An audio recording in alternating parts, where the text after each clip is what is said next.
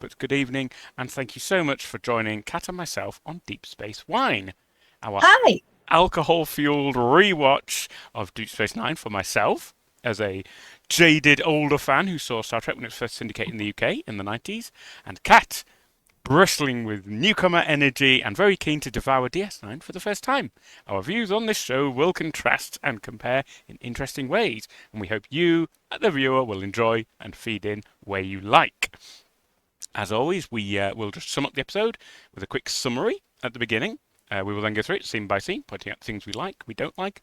We'll probably segue madly and wildly across the Star Trek universe, prompted by anything that occurs to us, and we will hopefully find time to touch on a few behind the scenes tidbits, trivia, and information that will entertain you as we go along. It's interesting because I came away from this episode very, very unsatiated. I Mhm. found that the plot was just very bare bones and didn't introduce anything new, didn't give loads for the characters to do, in my opinion. It felt like they were just reacting to stuff that would have happened around them regardless. So I wasn't massively moved, Yeah. but it's good when we hold different views on an episode. Hmm. Obviously, crucially. But yes, let's kick off. And Cisco's initial log entry immediately sets the Log stage for entry. me. Yes, station commander's entry. It's station commander's log, I think, something like that. Yeah. And he Yeah. So says this just a classic opening. it's classic opening, and it's a classic Trek plotline. Cisco's been asked to mediate a debate between two other people, and this is it. This is the nuts and bolts, the meat and potatoes, the everyday. I see in chat. Indoor Cat says this is the everyday on Deep Space Nine. It's everyday in Starfleet, I think. Come along, solve an argument, and you know what? Actually, I like that. I think it doesn't always have to be earth-shattering, but to the people involved, it's very important. So I Yeah, I liked the definitely. scope of this episode. I really like it. I like that Cisco gets to do a bit of diplomacy. He's Yes. very strong at it as a character. And I really like that it's two different Bajoran nations. So we've Mm, got the Paku and the Navot. mm, And I think Star Trek, by this point, after TNG into DS9, they're getting very good at not making an alien culture every single alien culture, one unified mm. political or religious affiliation. Yes, the They're planet of getting much better at hats. differentiating. And I Yes. and but Bajor is just below Deep Space Nine. It can be a constant source of this kind of plot if the writers want it to Oh yeah. be. So it's nice that they've got two different stories about. Effectively, we've got three Bajoran groups represented here. You've got those who live in the village, the Pakot and Hmm. the Paku and the Navot. Yep. Um, so yeah, I like that they're doing that. They're drawing a lot from Bajor, but none of it goes back to Kira Nerys. None of it is This her is it. and her background or the Hmm. terrorism or the Cardassian. Apart from the Cardassians having created the border dispute in the first place, Yes. but otherwise they're not mentioned. They don't appear. Hmm. It's a departure from that, and it's just yeah. Bajor can be a very rich source of stories, and I'm very glad that they've used it for that in this episode. Yeah, I would agree. As you say, it gives depth to this world we're supposed to be like heavily invested in. And as you say, it takes the scope beyond some of the people we've already seen. You know, obviously, famously, we dealt a lot with Space Pope Apaka last time. So it is a nice bit of world building, which we always say is really the foundation of a good Star Trek franchise like this. So yes, good scope of the episode, and also it introduces the beginning of a budding relationship between Chief Miles O'Brien and Dr. Julian Bashir, and obviously O'Brien is already discreetly trying to get out of having to spend any time with Dr. Bashir by basically asking Cisco if he can just not do this. Can I just not do this? And I respected the man's chutzpah for going up and being like, I don't want to do this. Can somebody else do this? I really enjoyed it, and I liked Cisco's response because Cisco quietly takes him to one side and says, "Is there a problem Yeah, aboard the I station thought that I it need was to know about?" immediately considerate. Because yeah, because that is the first reason that O'Brien would be unwilling to go Of down if he thought there course. was something that needed his attention, and usually there is. And usually And he there is. admits that no, things are running unusually well at the moment. I like Actually, that. Yeah, unusually well. we've got O'Brien who just really doesn't want to go down, and Bashir is just full of beans, incredibly cheerful. He thinks it's a wonderful opportunity for them to get to know each other. And I've written down that Bashir is such a delight sometimes. He can be. He can be. We've talked a lot about him being like a little bit of an exuberant puppy. And he just wants to be friends.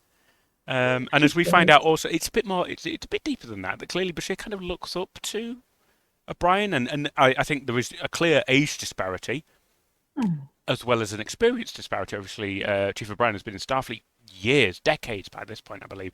Whereas Julian Bashir, this is his first assignment, I believe, or possibly one of his earliest in his career. So there is that. I think he's. I feel like Bashir's looking for maybe a bit of a mentor figure or something, because he's tried a few times to glom onto Commander Sisko, and there's a very intentional distancing there, which I can kind of understand. You know, Sisko doesn't really have the time for this kind of thing, and isn't personally, I think, set up for that. I don't know. I just don't see them gelling. I think there's something of we're still in the early episodes, and they're Yeah. still trying to work out exactly what the best dynamics And that's between the characters a are very going to good point be. as well. Yes. And yeah, so I think you often get on TV shows, the writers will pair together different characters to see how well the actors bounce off each other, how the chemistry works between them. So I suspect 100%. this is will this work between O'Brien and Bashir? How well do they work together? And as you say, something we haven't seen before. Yes. Exactly. And I think they're trying to also evoke some of that chalk and cheese, Iden Super Ego contrast between, say, like McCoy and Spock, or like it's not really the same with Data and Geordie, because they're quite similar in I think in both of those cases, there's a cultural difference to be dealt with. That McCoy is in no way respectful of Spock's Vulcan background, and Geordie has to help Data as an android to fit with human norms aboard the station, aboard the ship. But in this case, we've got two humans, both I think from Earth. Yes, I believe they are both Earth. So in terms, I think it's quite nice to have a couple who are very culturally different, but for reasons other than necessarily where they're from. Yeah. They're extremely different temperaments. Absolutely. And as this episode will show, you know, there are some key differences that they highlight very much in their conversation. But we shall get on to them. Sisko then makes his diplomatic exit, which is, I think you should go. You know, basically just, no, you are doing this. And off they go with much exuberance from Bashir. And meanwhile, Sisko and Kira take the other turbo lift and go down for a serious conversation. Yeah, and I've written down a little bit of the dialogue here that Kira says that the land was inhabited by the Paco and the Navot, and that it's some of the harshest on the planet. And there's a Bajoran saying the land and the people are one. And Sisko reassures her by saying, "Relax, Major, this isn't my first time up at the plate." And then he just keeps talking. She doesn't understand the metaphor. Her face visibly is like... No one has played baseball in 200 years. What the hell does he expect a Bajoran person to get out of that? Exactly. It's a 2-century-old Earth custom. And at least, you know, it's almost like a contrast because... Kira's metaphor is great. You know, it's very immediately accessible. It makes sense. And then Sisko's like, haha, no worries. Nonsense. It was like, how is this meant to help me? What have you just said to me? Yeah. Well, I love Nana Visitors because presumably she doesn't have anything scripted during that short silence. But she frowns, she shakes her head, she looks very confused. Love it. It's lovely. She acts with her entire self during every moment on screen. Classic Kira. We've talked about Nana's skill with momentary physical kind of moments like that, and they just absolutely ring true for me. I truly, fervently believe she was absolutely boggled in that situation, so I love that. Thank you. I made the same notes. The wheel rolls back, and we see a tall Bajoran man, and we think, you know, leader of the tribe, and then he steps to one side, and it's a 15-year-old girl.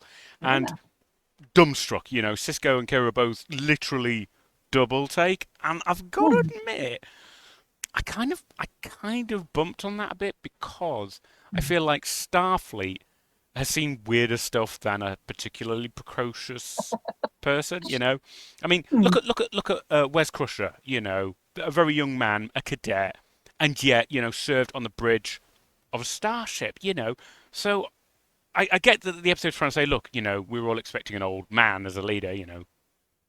A very cliche thing. But I don't also think that the crew were so visibly astounded that they would have to deal with a girl, a little girl. I don't know. I think I feel a little more kindly towards them because of it. And Kira is from Bajor, and she clearly hasn't encountered a situation like this before. That's a good point, actually. Yeah. Varisol's story is that she is new to this. She's Yes. inexperienced. She's trying to do what she thinks her father would want without having his years of experience Yeah. and wisdom behind her. So I think having them look surprised and having it be emphasized in that moment, this is unusual. She's in an unusual position, and we can't necessarily, it doesn't say in that moment, but it means that we can't necessarily expect her to be fully on top of it because she's new to this. So I don't know. I think that moment does work, and I think it's kind of important that the characters do react in that way to clue us into that. Because otherwise, if we'd had loads of 14-year-old leaders and she was suddenly, oh no, I don't know what I'm doing, she'd just look incompetent. That's true. It would fall the other way, and we'd be like, well, you've been set up as this competent leader because we've seen so many others. I can see what you mean. Absolutely. Fair enough. No, I take that. And there we are. We are in shock. One of the leaders is this young but clearly confident, on the surface, very confident woman. Okay, it's hijinks will ensue, I'm sure. Roll titles, and then we. Oh, actually, the Indorcast made a very interesting point in chat. There's also the fact of the impact of massive waters has a huge impact on demographics, where a lot of older people have just gone. A very good point. I hadn't thought of that. Yeah. Yeah, they've been under Cardassian occupation for a long time, so a lot of leaders, a lot of very outspoken people probably aren't around. No, that's a very good point. So the younger generation has had to step up and is struggling with it anew. I wonder then if you could kind of contrast what's going on with this kind of negotiation and what's going on in the village Julian and Bashir and O'Brien are at, where they have an old leader who then passes away and a new young person must overcome their confidence and step up. That's a really good point. Both stories are about the difficulty of succession when an older person has passed on. Yeah, you're right. Themes. Love it, love it. I love it when they tie lots of these things together because we are smart people, eventually, he says, having just got this, having seen it about an hour ago. Moderator. Never clocked it. But yes, thank you very much, Kat. And please, chat, always do chime in. A reminder, no spoilers, please. We like to preserve Kat's innocence as much as we can for their unfiltered reaction to what they see is the delicious nectar that kind of brings us back to life. Those of us who have seen these episodes 100 times before. What hasn't already been spoiled by meme culture? Oh, I know. I know the amount of things you've seen in memes and gone, I'm sure that will make sense when I get there. All I can promise is I don't go and look things up when I see the memes. I just store it for later. So after the credits, we have a shot of the runabout in space with Bashir and O'Brien aboard, and they're sitting in a clearly awkward silence with O'Brien raising his eyes upwards and Bashir looking distractedly around. And Bashir, bless him, asks O'Brien if he annoys him at all. He says that we've spent the last 2 hours together. And O'Brien's hardly said a word to him in that time. And I was like, oh, I hadn't noticed. I hadn't noticed. As I do also feel that, although it's retrospective, if there is some kind of like social awkwardness that Bashir has on top of everything, that he can't perhaps read the clues and stuff, something that perhaps we now will discuss more openly, was a lot more less acknowledged back when this was made in 93. So I think you could be right. There's probably a case to be made for him having ADHD or something akin to that. Yeah. Because he's clearly experiencing some rejection sensitivity here. He's worried about the fact that O'Brien isn't immediately warming to him. He doesn't know what that means, and he really wants to make it right. And it's just a bit awkward because he's going up against possibly the kind of least open member of the crew. I mean, O'Brien is possibly other than Odo. I think. Fair enough. But I think Odo and O'Brien are probably the most grouchy of the characters we've met. Yes, just utterly kind of. You know what? They're both professionals who like to keep that kind of professional barrier around them at all times. Whereas I think somebody like Bashir and Kira wear their personal feelings on their skin at all times. So I think there is definitely a bit of a clash there. But again, this feeds into this whole idea we have of Bashir kind of seeking out the older man's approval or just trying to establish a friendship with them. And also this does raise that jarring point I always forget, which is Deep Space Nine is not near Bajor. Since it moved to the mouth of the wormhole, it's actually a long way away from Bajor. I think I did check. Episodes differ because writers don't always keep continuity, but it's between 3 and 5 hours travel at maximum impulse. Well, from of course, the because they've been station travelling home. for 2 hours in silence. So yeah, they're a Exactly. distance away. So they are, yeah. So it's just something to remember as well, because we've gotten used to the fact that Bajor's like, you know, almost below us, and suddenly I always forget. No, we've moved the station. We're not anywhere near Bajor. We're a good few hours away. So it just kind of, yeah, wring the awkwardness of this conversation a bit. But I did like that Bashir also said, I know that sometimes my mouth can run away with me. Yeah. So he's very acknowledging of his sometimes social clumsiness, but he's very innocent and open about how he just wants to try and get on with the chief. And I like that. I like that he's trying. It's really sweet. You're right. Yeah, It is very, emotionally open of him to admit that, and not just to try and keep gently forcing it without naming it. And O'Brien I think he just doesn't know how to cope with that this. He's was not my looking for a impression. new friend. He's probably got his mind full of wife, new child, the million things that go wrong aboard DS9 every day. He probably doesn't have the mental space for a friendship, but he's I'd also agree. not capable of expressing that. I thought that Um, as well. We are meant to realize that O'Brien is this kind of almost cliched older man, from an age that was just not as emotionally permissive, and we're talking about like emotionally permissive in the 90s, the early 90s. So quite clunky and clumsy by our standards. But again, that's just the way O'Brien's character is, and we're at the beginning of the show, so these things can change absolutely. yeah, definitely. And I like that next in the dialogue, Mm. Bashir asks O'Brien if he'll call him Julian rather than Sir. And O'Brien's question is that an order? Um, Yeah, I mean, and I've awkward. written down Bashir blinks quickly when saying he'd prefer it if O'Brien called him by his first name. And I've written, I think the tone is slightly flirtatious mixed with sweet shyness, and Bashir's attempt to manage that shyness. It's a really nice scene to compare with the meeting of Garak and Bashir, where there are so many little gestures used by Yes, both of them to yes, signal a huge amount. And I think that here Colmeany's facial expressions are used to signal to the audience what he doesn't want Bashir to see. He rolls his eyes, he yep, looks away, yep. he frowns a lot.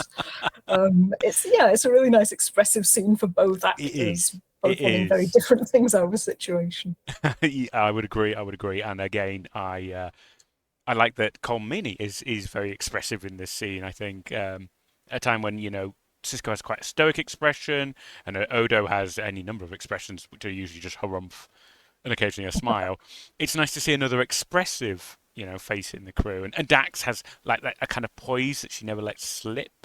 Yeah, that's very true. So there's only a Yeah. few members of the crew where their expressions play very openly on their face, and it would be Kira, Bashir, and O'Brien. I think are very expressive emotionally on their faces. And it's So nice to have two male characters who are doing that. that's Because what I I think the thought. Starfleet standard is generally a stolidness or frowning, looking Yes, angry, yes, looking calm, looking yes. surprised. But yeah, rarely having that kind of emotional exchange. I thoroughly enjoyed it as well. And it is a good setup for what will be, I hope, a good relationship between these two characters. We shall see. Um, One thing as well to point out is they do talk about the fact that Bashir outranks O'Brien, which is unusual, and to this day I do not understand why they introduced this, because Star Trek doesn't normally worry about rank, because they try and get away from the idea of Starfleet as a military force. But he does. Bashir is, by the pips on his neck, a lieutenant junior grade. Sorry, lieutenant. I apologise. Um, Now, O'Brien, his uniform never stays the same. Again, Oh, yes. it's a continuity issue that I think he had on the Next Generation when he might have been an ensign or he might have been a lieutenant, or maybe one of his pips just fell off. Nobody knows. I The think it started as a lieutenant and was then brought back lower. Yeah, Yeah, it's contentious. it's never discussed in the canon, so we don't know. But at this point, it's roughly accepted that Miles O'Brien is a non-commissioned officer. So Mhm. he's not an officer. Like the entire rest of the crew are, with the exception of Odo. So Oh, and it's Kira. and yes, Major Kira.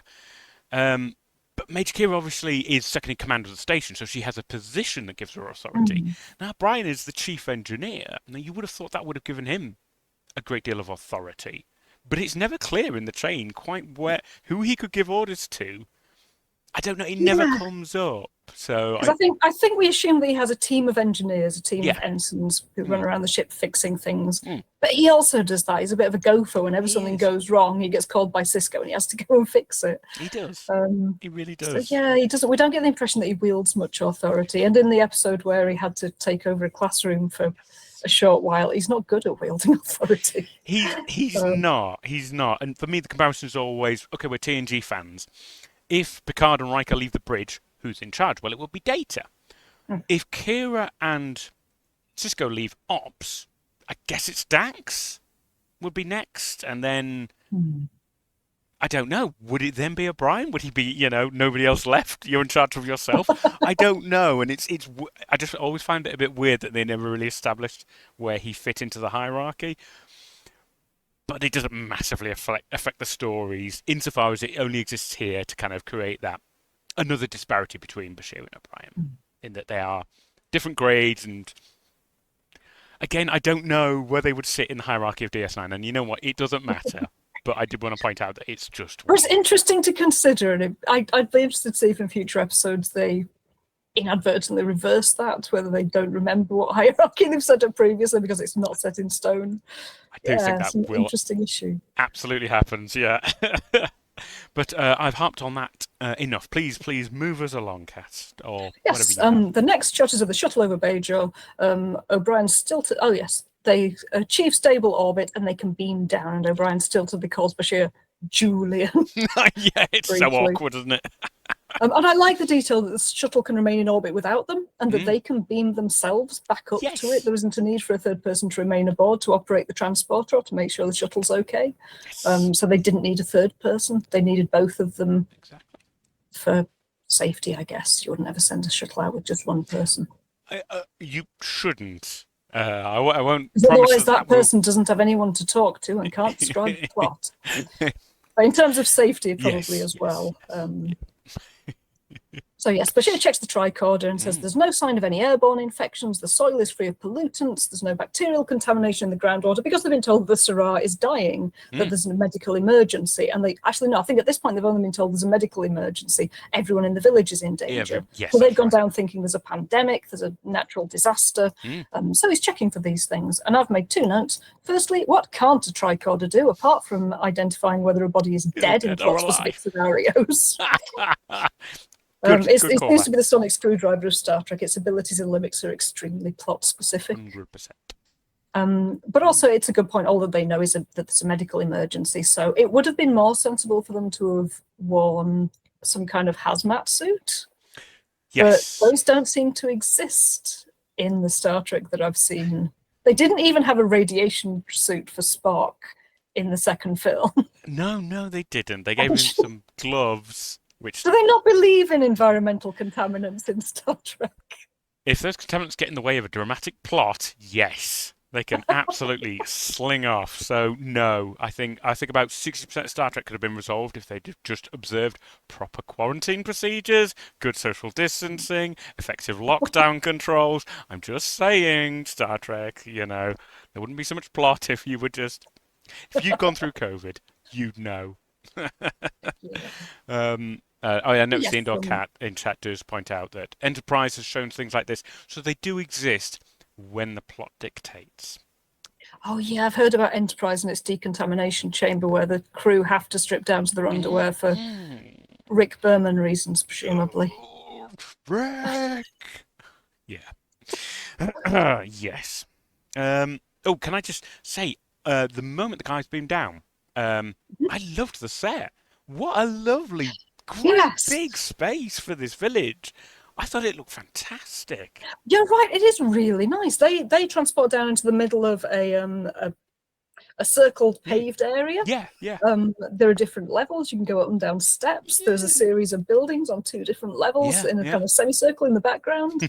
It's a nice detailed set. And I can't remember whether it's been used anywhere else. I don't think so. I know that this was filmed on their soundstage for outside filming, but I think the entire thing was assembled for this. Whoa. That's budget, that is. Yeah. Well, we may as well go to it now. I'm just going to quickly jump into Captain's Log supplemental, the behind-the-scenes book with lots of interviews with the cast. And the very first thing it says about the Storyteller is from Rick Berman, who at this point is not a massive disappointment. He says it was very difficult to shoot, and we were way over budget on the opticals on that show because of the complexity of this thing that appears in the sky. The Dalrock we'll come to later. Um, Oh yes, then he talks about the Dalrocks from the. But suffice to say, yes, this episode was very expensive to do, and partly it was because of this very elaborate set. Although one thing I did find out, which I've just managed to find, the matte painting of the Bajoran village is the same matte painting from the Star Trek TNG episode Birthright, in which it depicted the colony of Romulan and Klingon survivors from the Kitana massacre, which was where Worf's parents died. Correct. Oh my god. Yes, that was Birthright. Depending on which part of TNG you're up to. Oh yeah, well, good point. But yes, we shall have to do that and keep our eye out because many matte paintings were reused many times in TNG to represent many places, which is fine. You know what? It's not massively plot destroying. I think we can always enjoy it. Isn't, and it gives a consistency of look. They're always very impressive paintings. They're nice to see. I am happy for the show to get the squeeze every possible episode out of these paintings they can. So thank you for that, Kat. That's an excellent backgrounder. The two are joined by Farron Karg, the village magistrate, who tells them that the village is in great jeopardy and he only hopes that they're not too late. And he leads them up a flight of stairs to the storyteller's room. And Bashir asks how many others are ill. The magistrate is confused because he'd said that the whole village is in jeopardy, and he confirms that it is. If he dies, we all die. Very dramatic. And you know what? I like actually that we keep escalating the tension. And we're still not finding out what it is. I like that they're really stringing this out, and we are as in the dark as Bashir and O'Brien. God, I'm really having trouble with my names tonight. And it's great. I just love that it's constantly tugging us along, and we're looking around this seemingly idyllic village, and thinking, well, where's the threat? Where's the danger? This man is unwell, but also respectfully, he looks quite old. Is he not just quite old? It turns out. Yes, he is quite old, but it's so much more than that. I just love the way that the script does tug us along, which is. It is very nicely set up. Yeah. Back to the station, I think, at this point. Yes, we're in the meeting room where the Navot leader is sitting at a table as the Paku leader strolls impatiently around the room. Yes, and I like how different the two leaders are. The Navot leader, Woban, is very loud and confident, and he's enjoying some lavish pie from the replicators. And Varys Sul is walking around looking frustrated and frowning.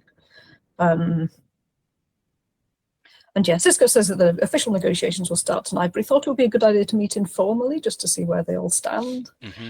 And the issue that they're facing is that the border separating the Paku and the Navot shall forever be the River Glyrond, according to a treaty that's existed for 90 years. Good name recall. The river's course has been diverted by the Cardassians during the occupation for use in their mining operations, so it now runs, I've written this bit down, 20 kilometres west of its former position, which it would have been nice to have had a Bajoran unit of measurement. Do they actually use kilometres? Does it measure 20 Earth kilometres? No, and then in one of the films, we've got the Klingon Kellicam. Kellicams! 200 Kellicams to target. Well, yes. We could have had a word for a Bajoran unit of measurement. They just didn't bother. But yes, it means that territory is now taken from the Navot and added to the territory held by the Paku just because the river's course was diverted. And I like this. It feels like a realistic and reasonable dispute to be taking place. It's understandable that the ones who are benefiting from it, the Paku, want to hold strictly to the terms of the agreement that wherever the river flows, they take the land on the one side of it. But you can understand where the Navot are coming from. The river's flow did not change naturally, and its change of course was not something that was foreseen 90 years ago before the occupation. So yeah, I like it as a problem. It feels like a sensible problem. It doesn't feel like something petty that has been brought to absolutely the Cisco to solve. I would agree. I mean, your impression may differ, but I found Woban fairly disagreeable. I felt like the episode was trying to say, look, this guy's a bit of a Burke. I've literally written the word Burke. And yet it's his village that is suffering from this. So it's not like we can say, oh, we don't like this guy, and also he's getting everything at the expense of the young girl in her village. It's actually kind of Mhm. skewed.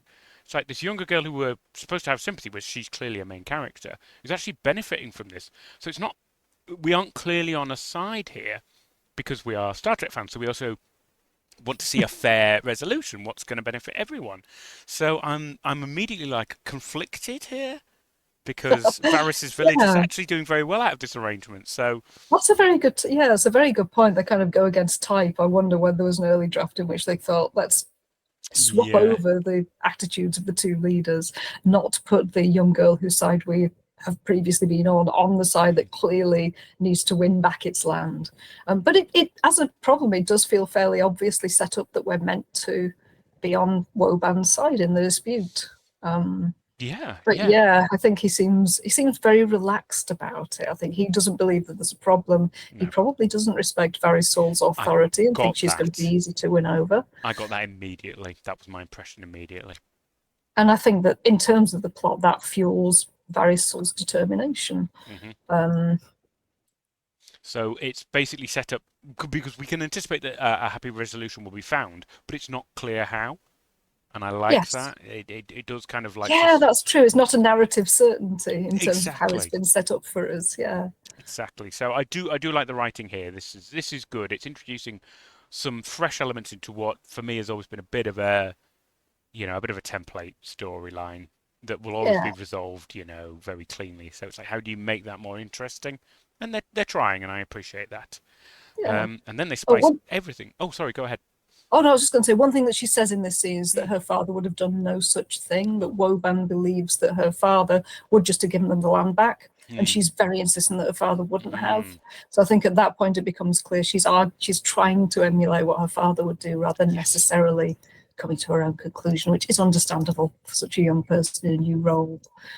Um, of course, absolutely. So, and also importantly, in terms of age, 14 for a Bajoran appears to be pretty much identical as 14 to a human. oh It's not that yes, 14 is yes, middle-aged or still young childhood.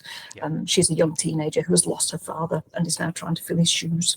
Yep, 100%. So that very much sets that stage for conflict, uh, and again reinforces this kind of okay. So we are supposed to be rooting for Varys. She is the underdog in this, but yeah, Woban has been misserved by this stream Mm. rediversion. So how's this going to work out? It's interesting. Keeps you What's going peaked. to happen? And what happens next is the Oh, Quark walks in. Two right. Bajoran synthales, a glass of Gamsian wine, and a Trixian bubble juice for the little lady, who immediately throws her drink in his face. With good Fucking reason. Quark. With good And reason. I love that the makeup can take it. I love that she can Yes.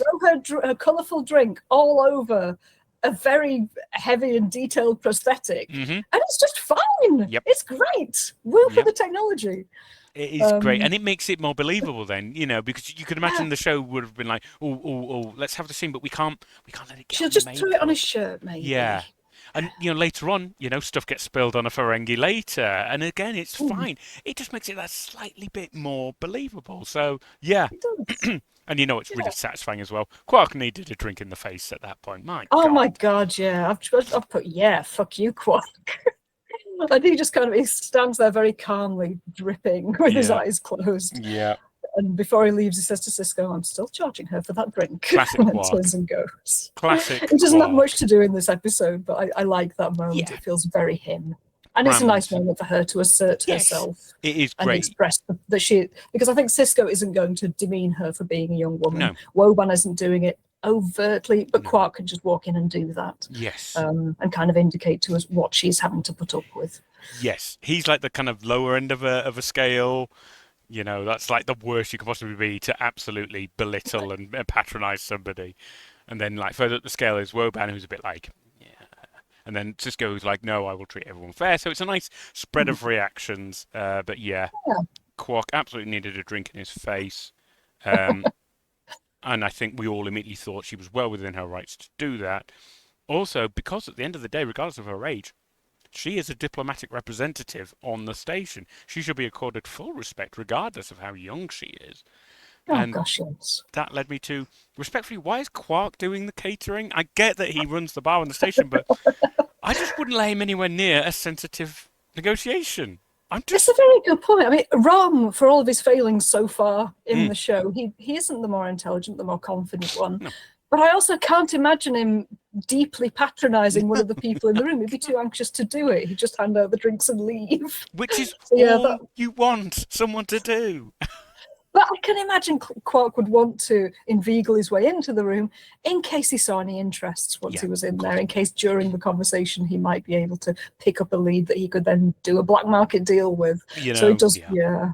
Sadly, it does make sense that Quark would be there. It does, sadly. But it does give us a great scene. So I suppose we can't complain too much, but it does feel like this was doomed from the failure from the beginning. You should not have introduced Quark into this environment. So that was Quark my. probably shouldn't be aboard the station, to be fair. Most of his aims go against Starfleet. That's a very good point. Yes. Oh, But without it, we wouldn't have so much fun. So. exactly. Yes, the next scene. Mm. I think there's a photo lined up for this one. Mm. In a corridor, the camera follows two Chandiers, Bring which them up. have they're an alien race with very elaborate prosthetics. The look reminds me a bit of the Twi'leks from Star Wars. Yeah. Jabba the Hutt's interpreter with the two long trunk-like appendages coming down from Yes. his head. Yes.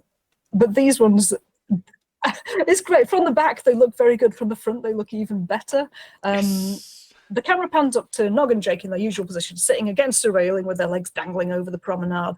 And Jake is holding a baseball glove, very much his father's son, and they're occasionally passing a small bag of peanuts or something between them, some small food. And Nog throws some of the food at the Chandiers, and it hits one of them, and they both turn around. And the view of them from the front, they have a series of slices, kind of little notches Yeah. going down their face, one of which forms the mouth. Yeah. It's just a really beautiful prosthetic. It really is good.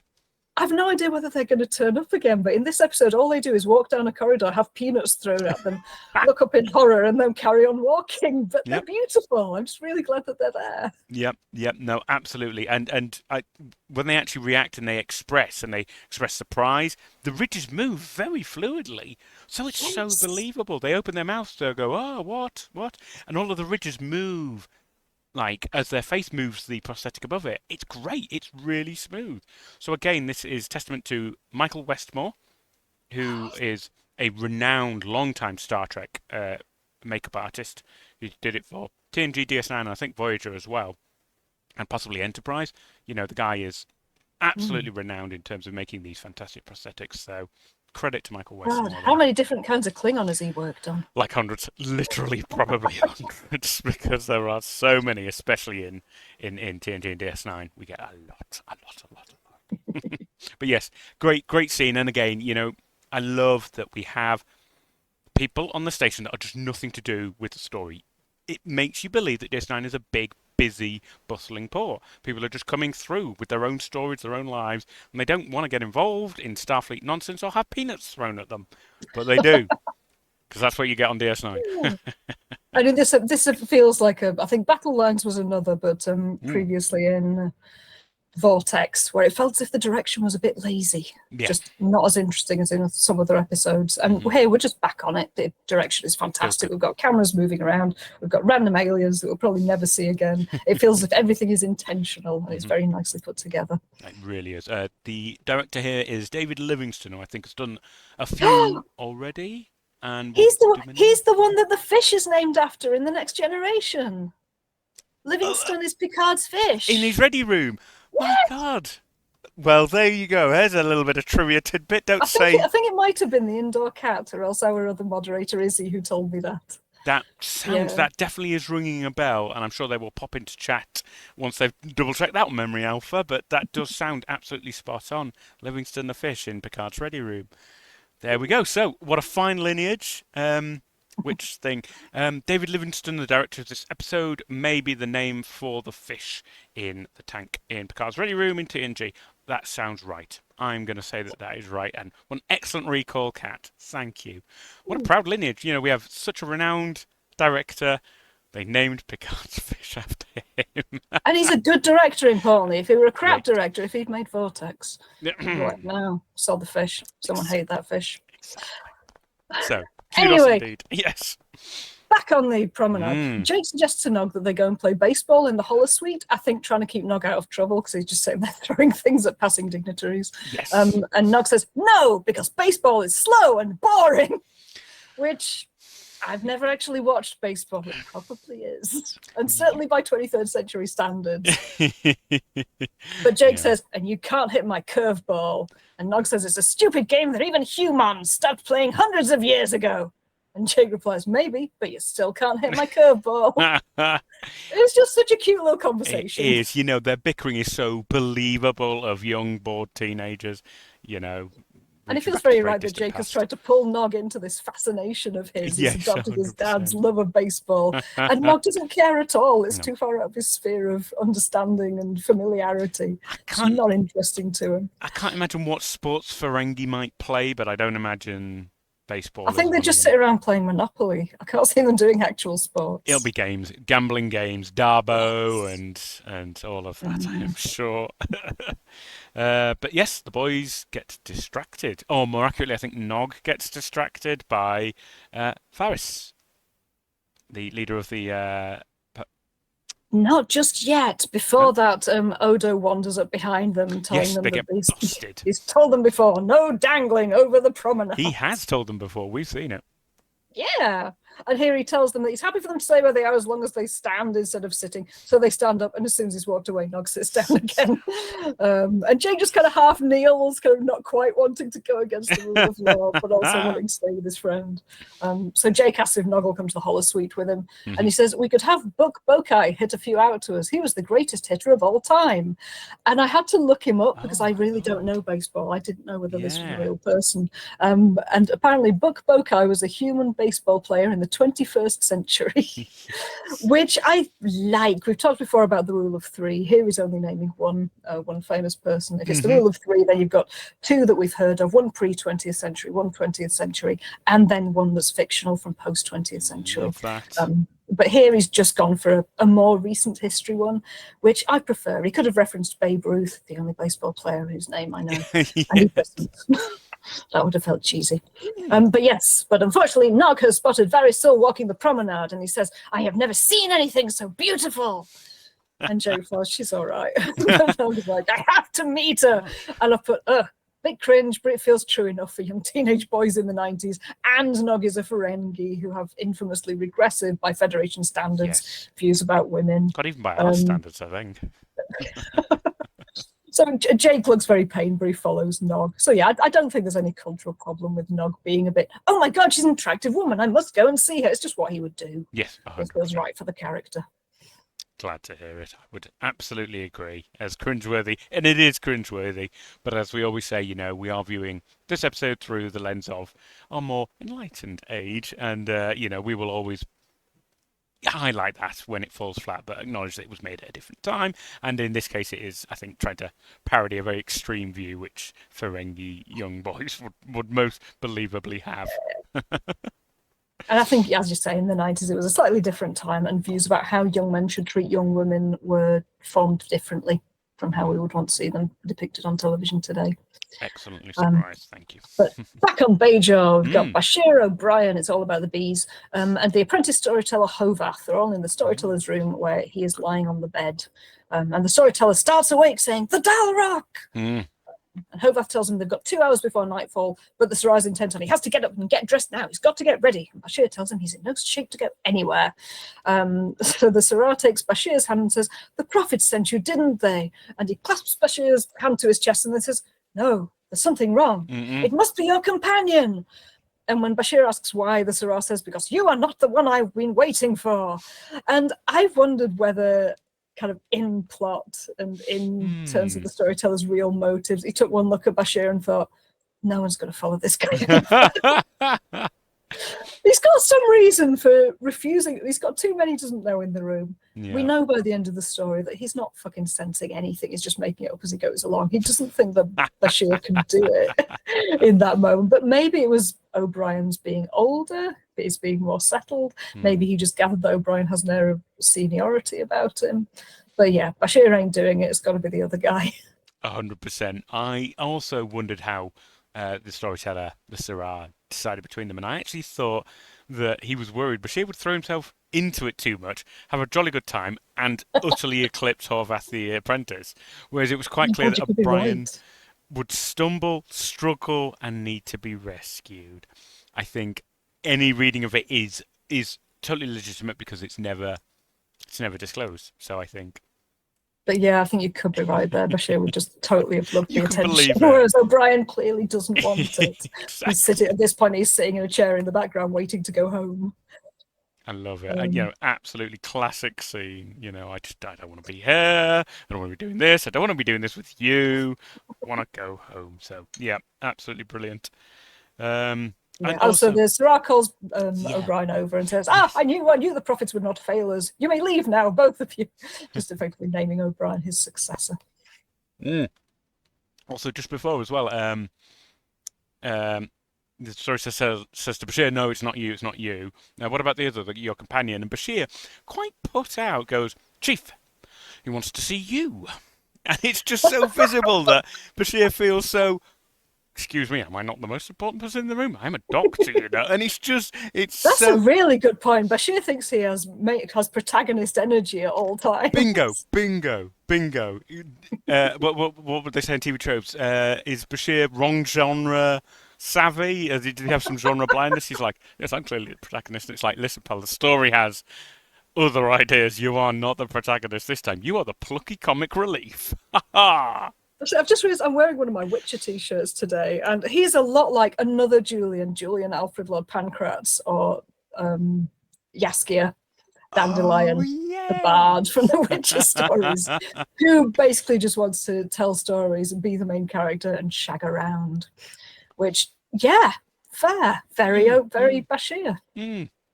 I'd never drawn that parallel because I'm not as informed. I've only read a few of the books and played a little bit of the games, but I've seen the series and I can.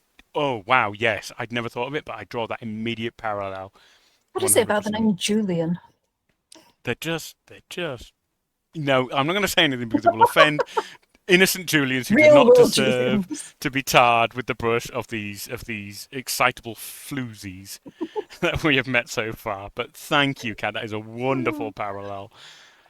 um, um, Oh yes, when we get yes, outside, please. Bashir tells the magistrate that the Sarai is suffering from systemic organ failure Mm, brought on by an accelerated rate of cellular decay, aka his body is surrendering to old age, and that he can keep him comfortable and free of pain, but otherwise it's just a matter of time. hmm So yeah, it could just have said he's dying of old age, we can't do anything, but no. The The the technical magistrate definition. says, yeah, it's going to be technobabbled. The Yes. magistrate complains that we need him and says the Dalrock will hear soon. A terrible creature that lives in the woods just north of the village, and every hmm year at the end of the harvest it appears for 5 nights, of which tonight will be the 4th. And if hmm the Sirah can't defeat the Dalrock, the village will be destroyed tonight. And I've written down, in terms of the story, this actually works well. hmm It happens once a year, often enough for the people to come together and remember it, hmm not so often that it disrupts their day-to-day Yeah, lives. that's a really good point. Yeah. It's a critical time for the Sirah to be dying, but it also makes a lot of sense because he's exerting a huge amount of effort every night. hmm And if he's already getting old, then this will be the point of the year when he struggles most. Yeah. He's already performed 3 nights in a row, hmm and it's clear why the magistrate is terrified of his dying now when the 5 nights aren't over. I just think they've given us quite a lot of information quite succinctly, and it Yes. works well for the plot that they're telling.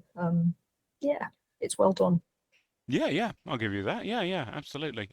We understand immediately the risk, the context of the risk, and why it's all happening now. So yeah, yeah, they do that quite smoothly because I think that's one thing that a Star Trek episode always struggles with is how to exposition dump without actually like Yeah. sandbagging you. With just far too much information. So yeah, I'll give them that. They did the job on that. I like that.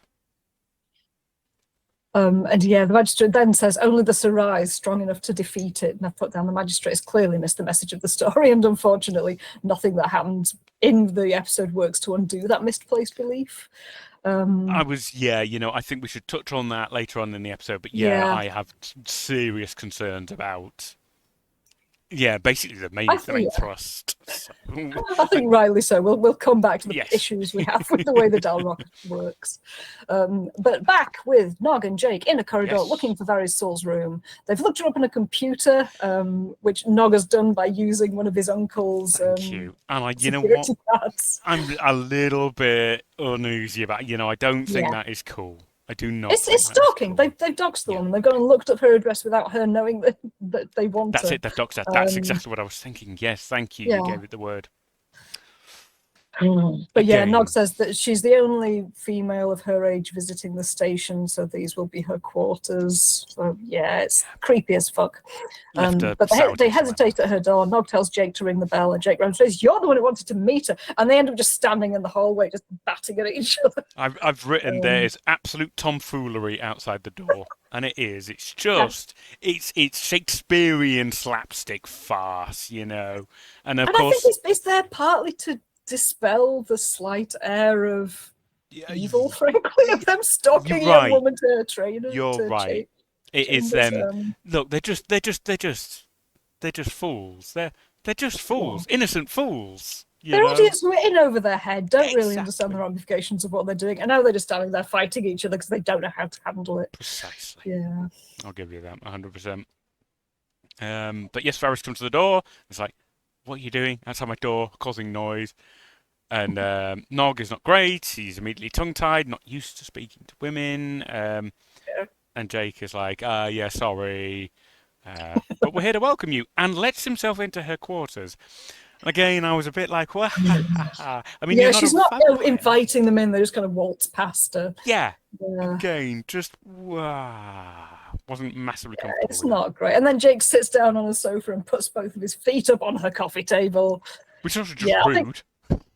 it is rude. I think he's trying to put on some bravado. They say that they're a kind of unofficial welcoming committee aboard the They've station, never been that for which is a anybody else. lie. Get out of here. Oh, But but yeah. yes. But anyway, Jake hits on the idea of watching a freighter go through the wormhole, and Nog adds that they both know the best spot in the station for seeing it. Mm. And I've put that they're actually not doing badly in getting her on board with this, for all that Nog is really hyperactive in his anxiety. She does agree to go with them. It's actually a really good idea, I offering thought they it was can see something going through the wormhole. I thought it was a good idea. It is a reminder that, the wormhole is why we're here, and it is a unique novelty, as we've discussed before and in Star Trek. Wormholes are very rare, stable wormholes vanishingly rare. So Mhm. this is a real novelty, and you can't see it from Bajor. You can Yeah. only see it from the station, so there's no way she would have seen it before.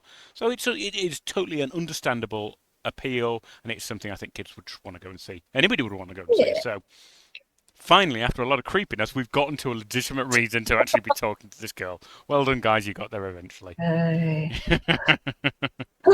Anyway, back on Bajor, Bashir O'Brien and the Surah are walking across to the town square at night, and Bashir is telling the Surah that he shouldn't be out in his condition. The Surah replies that that is now in the hands of the prophets, which I like. I like that they keep weaving in the main religion of Bajor, the Yes. fact of the prophet's existence, which I think we heard a little bit of last week with Kaiopaka. Mm. But yeah, it fits with the planet they're on. It isn't just generic planet, it is Bajoran. So Yeah. then Sarah and his apprentice Hovath ascend to a raised rock platform. O'Brien's tricord registers no atmospheric disturbance, even though there are very high winds Very high start at this winds. point. Can I just clock Yeah. on one thing? Because I really liked Bashir following them down the steps and saying, "Oh, you really shouldn't be up in your condition," and it just immediately made me think that whenever a Starfleet or a Star Trek doctor gives you advice, you are honor bound to ignore it and do whatever the hell you want. It's My God, such you're right. a Trek trope that, something will happen to you and doctors will say, listen, you're really not well, you should stay in bed. And it's always like, no, no, I must go and do the thing. And doctors are always going, you must not do the thing. The I'm an plot expert. compels me. The more you tell me I shouldn't do it, the more I'm going to do it. So I just wanted That's to a say, really good point. Yeah, I just the loved role it. of the Trek doctor to tell people to do things which they can then refuse to do. Exactly. I loved it. I loved it. Even though it is, to be honest, Notice. a little bit overdone, it's still such a staple of Star Trek. It's almost comforting in its familiarity. So, but please, take us on. Um, Yes, the Sirrah says the Dalrock wakes, but we are ready! And the people have all gathered in the town square, and they all variously shout, facing him. In the shadow of the night, he hungers. With the hatred of the ancient, he rages. From the twisted pit of chaos, he approaches. I love it. It's really nicely written. It's good poetic language. It's clear. It's spoken to a large number of people. It's sufficiently dramatic. It's really well done. Well delivered, Cat, as well. You could be a storyteller if you're not careful. You will suddenly find yourself shackled to a village. No. And then the Dalrock appears, which looks like an increasingly large cloud of opaque grey gas, kind of billowing closer and closer. And O'Brien's tricorder still hasn't picked anything up. There's no power source for a holographic image nearby.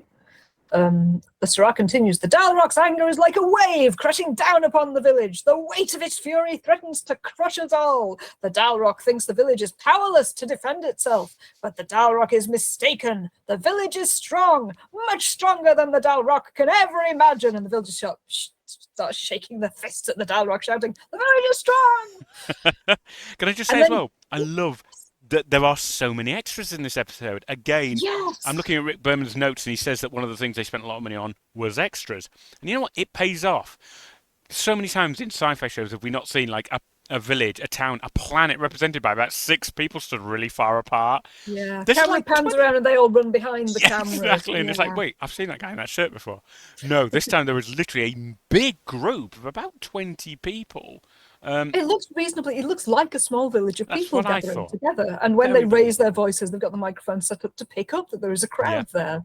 I loved it. I did think that was really convincing. And such a departure, as I say, from some more budget-conscious episodes where they try and do the best they can with about 6 people. So, thank you. You're right. This episode really warrants it. I think if you're going to have a crowd scene anywhere, this is where you needed it. So, it's a good shout on their part. I thoroughly enjoyed that. And at this point, beams of purple light start streaming from the villagers towards the Dalrock, which starts to shrink. And the Sirrah says, with our strength, our unity, we shall drive the Dalrock. And then he clutches his chest and collapses in the gesture that every old person makes as they are dying on television. And the Dalrock grows again and sends a snaking bolt of energy towards the village, which destroys part of a building. There are buildings on the ground floor and then the first floor. And this strikes on a balcony here, and rocks fall down from it, again with physical effects.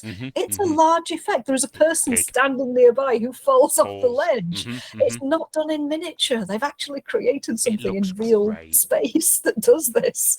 It looks really impressive. It works really well. It does, especially for a show made in the 90s when special effects like this were obviously very limited. You know, for the context of the time, it's great. It looks fantastic. It's believable tension. And, you know, it's all surrounded by this storm as well. You can see the wind literally whipping in people's faces, the lightning flashing. It's believable that this is actually happening.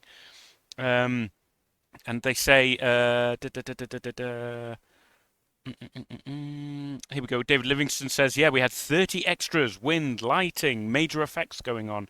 They were really difficult working conditions. I had to use a bullhorn in order to communicate since I had lost my voice and couldn't be heard over the storm. So a lot of the noise and the light was really happening, and it's great. It does underpin quite a dramatic scene quite effectively. So I did very much enjoy the storm and this dramatic conclusion, and it gives O'Brien a golden opportunity to be every man, all of us, to back up against the wall and go, bloody hell. I love it. I love that he gets away with swearing, because it's a British swear. They won't know. They don't take it seriously over there. They're like, oh, you quaint Brits. But I do feel in that Sorry, moment... I just said British. He's actually Irish. Oh, I do apologise. Yes, sorry. No, that's my fault. That's me referring to Britain, meaning the entirety of the United Kingdom and Ireland. Call Meany a proud son of Dublin and the Republic of Ireland. Many apologies. It's a good old Irish swear. It is. And you know what? Immediately evocative. I immediately felt like if I was their chief, I would say the exact same. You know, I might say something a bit less PG, you know, but it was so believable in a show which always, I think, prizes Starfleet officers going, strange phenomena this. There's just a guy going, what the hell is going on? I loved that. I did love that. So thank you, Chief. And then, unusually for Star Trek, we fade out and fade back in on the same scene. For the ad break, we Yes. go to black. And then usually they It's switch the next scenes at scene. that point, and they don't here. They take us straight back to the village. And Bashir shouts for the chief to come and help him and Hovath get the Syrah down from the rock. In my notes, I put the Syrah is a dick. He says, "Where is my successor?" And Hovath goes to him saying, "Syrah," and the Syrah shakes his head. "No, the one whom the prophet sent." I'm just like, okay, the guy didn't do a sufficient job last night, but you are now undermining him again in front of the entire village. Yeah. What the fuck, guy? This is really bad. I know it's the story, but it's really bad judgment. It is. I think it harks back to that really tired old belief that, you know, oh, tough love, you know, will push them into this, you know, will invoke some jealousy, you know, will prod him into action. It's like that's not even a good way to do it. It's not guaranteed to work, and it's really not a good way to set somebody up to take over. They need to be encouraged and help resolve. Like, if the situation goes wrong, okay, let's work on it. What went wrong? How can we support you so it works right next time? But I appreciate that possibly doesn't make for almost compelling, dramatic programming in the 1990s. It's true. I mean, Hovath could just have stood up, done an amazing job at this point, and then Bashir and O'Brien could go home, but then what would we do for the rest of the episode? Ta-da! So, yes. So O'Brien takes the storyteller's hand and helps him to his feet. And the Ra says, "Yes, you!" And O'Brien's like, "Wait a second, you've got the wrong guy!" He literally says that in the episode. But yeah, I put we can only assume that the Syrah wanted someone to do a catastrophically bad job so that everyone would be on Hovath's side.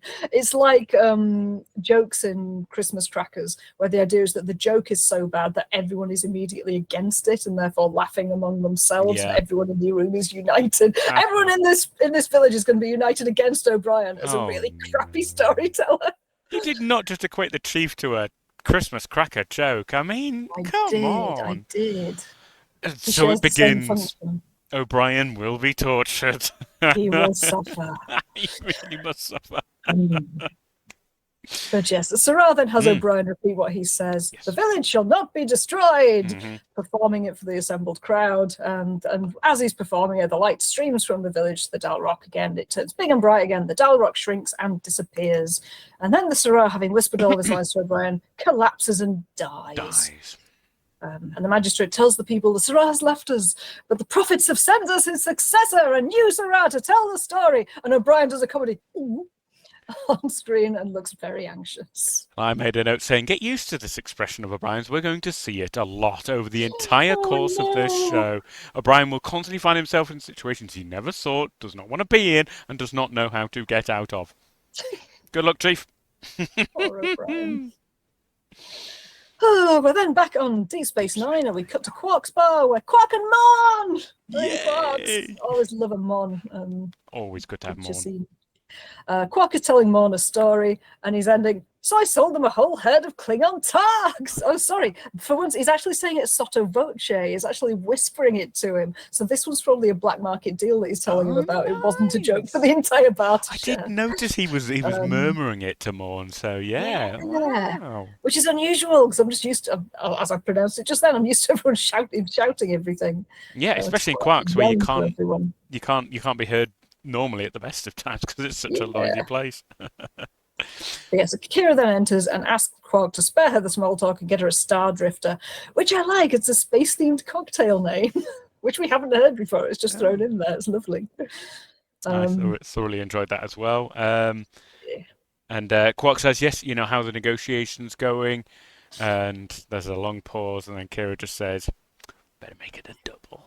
It's just, it's a bit cheesy and cliched, but you know what? I like it because I honestly believe it does. It just works. It underlines the scene perfectly. Yeah, there is a tired person, and as Quark observes, Kira very rarely comes into the bar to relax. So it's clear that she is driven to extremes. And you know what? As well, credit to Quark. He doesn't actually immediately start hitting on her. He just does his bartender duty, and he's like, "Get your drink. You clearly need it." It's like, thanks, Quark. That's what we need. Yeah, he does have some savvy underneath all of the profiteering and flirting. But yes, in the next scene, Varisol enters Cisco's office, and the camera is looking over her shoulder and follows her in. Again, nice camera movement. Yeah. Cisco invites her to sit down and says that he spent the last and she says, we spent the last 5 hours sitting. And he says, yes, 5 long, unproductive hours. She calls Woban an obstinate fool, which is probably fair enough.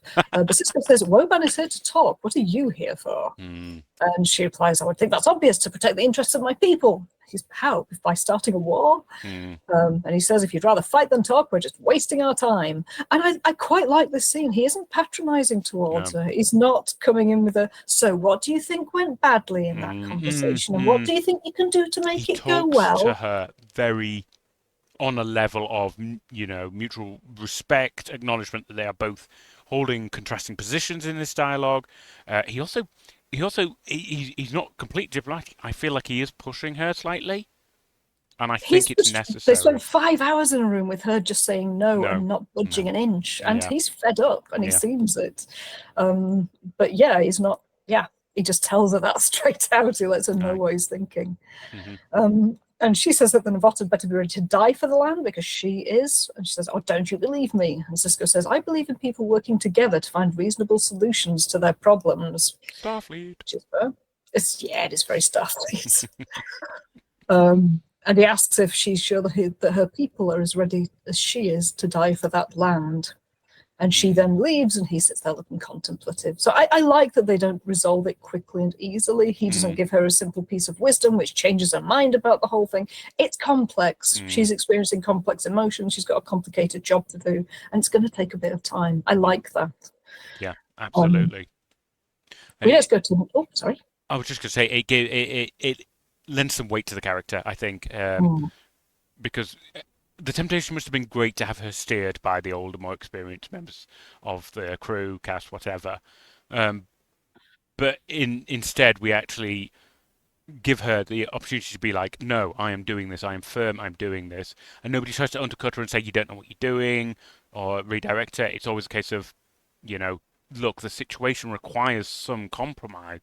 And she's like, well, I don't have to do that. And people are like, well, no, you don't. But that then makes the situation worse. So it's believable. It is believable that actually Varys is not demeaned in any way or forced into a solution that she wouldn't naturally come to herself.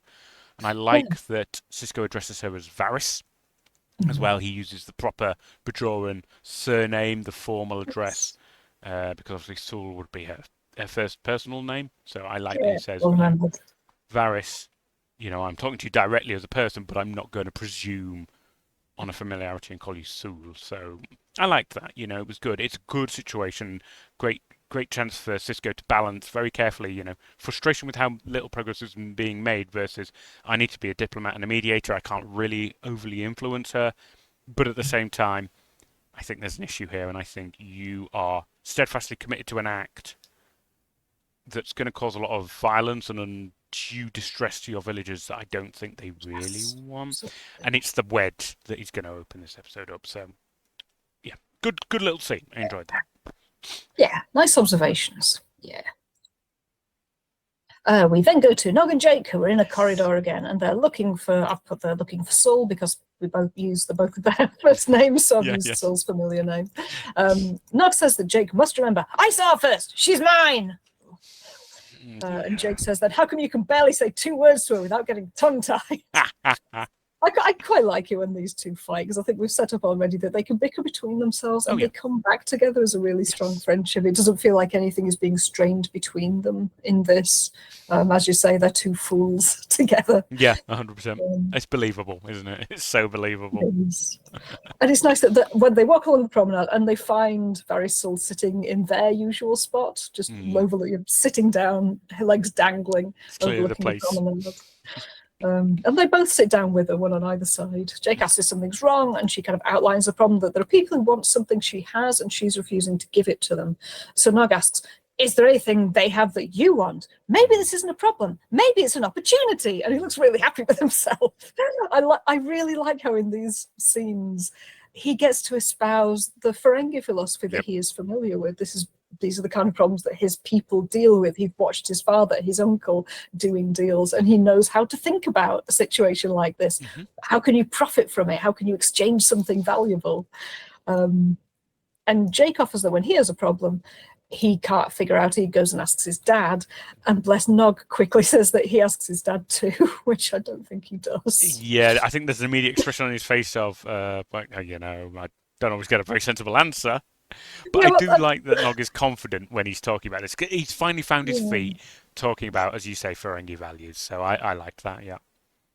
The follow-up bit of dialogue is that Saul says, "It helps, doesn't it, about talking to your dad?" Yeah, And that's Jake very right. quickly says, "Yes," and Nog sadly says, "No." No. Which is just really sweet. Brilliant. Just in so few words, they're showing a lot about the relationships between Jake and Nog and their respective fathers. I just thought that was a really nice little It pin is. dialogue. It is good, and it ties into our growing appreciation of Rom as a bit of a ditz, and Cisco as, you know, Yeah. clearly a respected and treasured father figure. So it's just in a few, as you say, in a few scant lines, a tiny scene, it builds up more of those characters for us. So yeah, I And, liked and that. realistically, because it's two kids talking together, Nog not wanting to be outdone by Jake Oh and yeah, wanting yeah, to it's fit in, competition. and It's clearly. it just really, it's nice. It works. Hmm. Yeah, Jake says that his dad's a pretty smart guy, and Nog chimes in, "Mine too, in his own In way." its own way.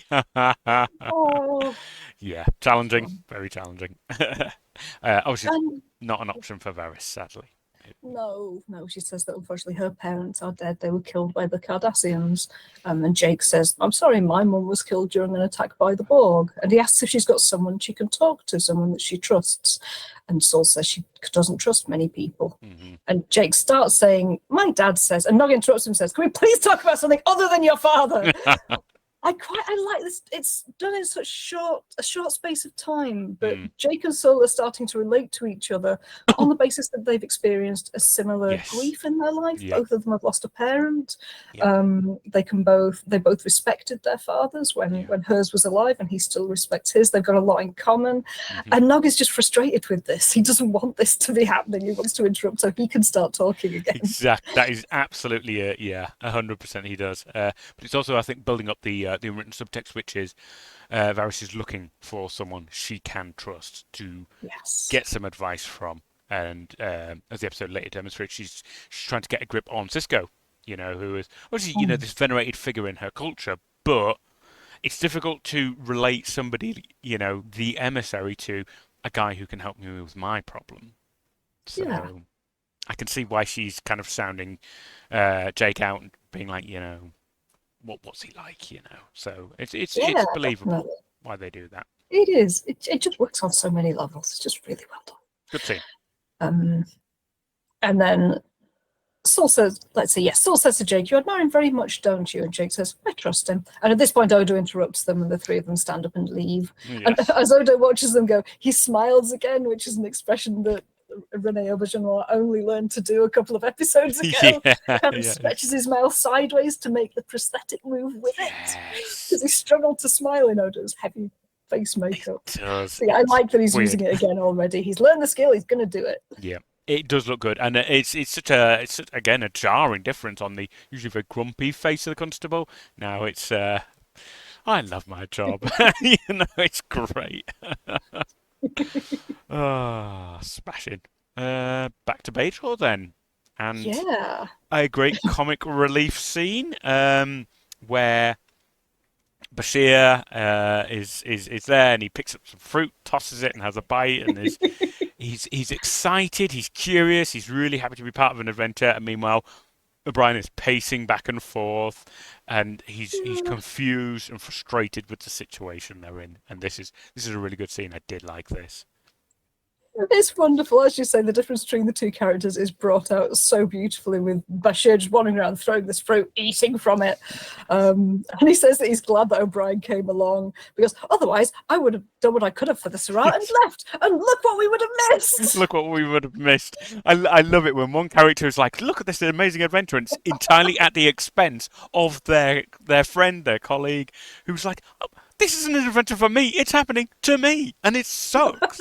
I love that jarring contrast, and both the characters lean into it so beautifully, and it gives them both a chance to really play to their strengths of exuberance on Bashir's part and and horrified resignation on Brian's.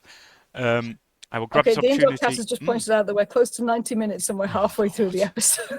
You know what? It's still probably better than Battle Life. So that's great. I will quickly refer again to the book of background knowledge, Ooh. The Fruit, which I liked. I was like, oh, wow, look. He's throwing it. He's actually biting. He's actually eating it. You know, Oh. it's not like TV where they like put an empty spoon to their mouth. No, he's really eating it. Turns out he had to do that more than once. Mm. According to this, Siddig laughs about his close encounter with the kiwi, that's what he was eating, of the Oh. worst kind. That stuff burnt my mouth. I've satiated Oh myself on fruit, and I never no! had that sensation before. I don't know how many I had filming this scene. They counted. It was Oh, something in the region of 20 in an hour. I had to put stuff on my lips because 20 he had kiwis! 20 kiwis in an hour. He says, I had to put stuff on my lips because the citric acid went right through. I don't ever want to do that again. Next time I'll be happy enough to do something mild, like drink a glass Oh, of milk. Sid! Oh my god! Dedication to the scene. You know, we I saw would it. never have known he looked so carefree Right, and so happy about having the right. fruit! I remember Oh, seeing it being bless like, him! what a great scene. It's believable. He's really biting it. And it's 5 seconds and I And he's like it. there It with took his me into the mouth swelling. scene. Turns out he's done it 19 times before. You know, his face is burning with citric acid. That's dedication. That is dedication, you know. He made a Oh my 5-minute moment in a scene work beautifully. So thank you for your sacrifice, Siddiq. And that's the catering budget gone on kiwis. 20 kiwis in an Oh hour. my I mean, god. That's amazing background information. Thank you. I'm so glad I read this book now. So yeah, that's the Captain's Log supplementary, and I recommend it to anyone. But it's Beautiful. probably on Memory Alpha as well. So there you go. But thank you. So this is a great scene. Kat, I've talked all over the start of it. Please share with me your thoughts. Yes, I like the O'Brien's next slide after Bashir said, "Look what we would have missed." O'Brien's like, "Well, I'm glad you're enjoying yourself, Julian." Oh yeah, he does. Just the spite. I love it. I love a bit of pettiness. These are real people. Do it, And then Chief. Give him it.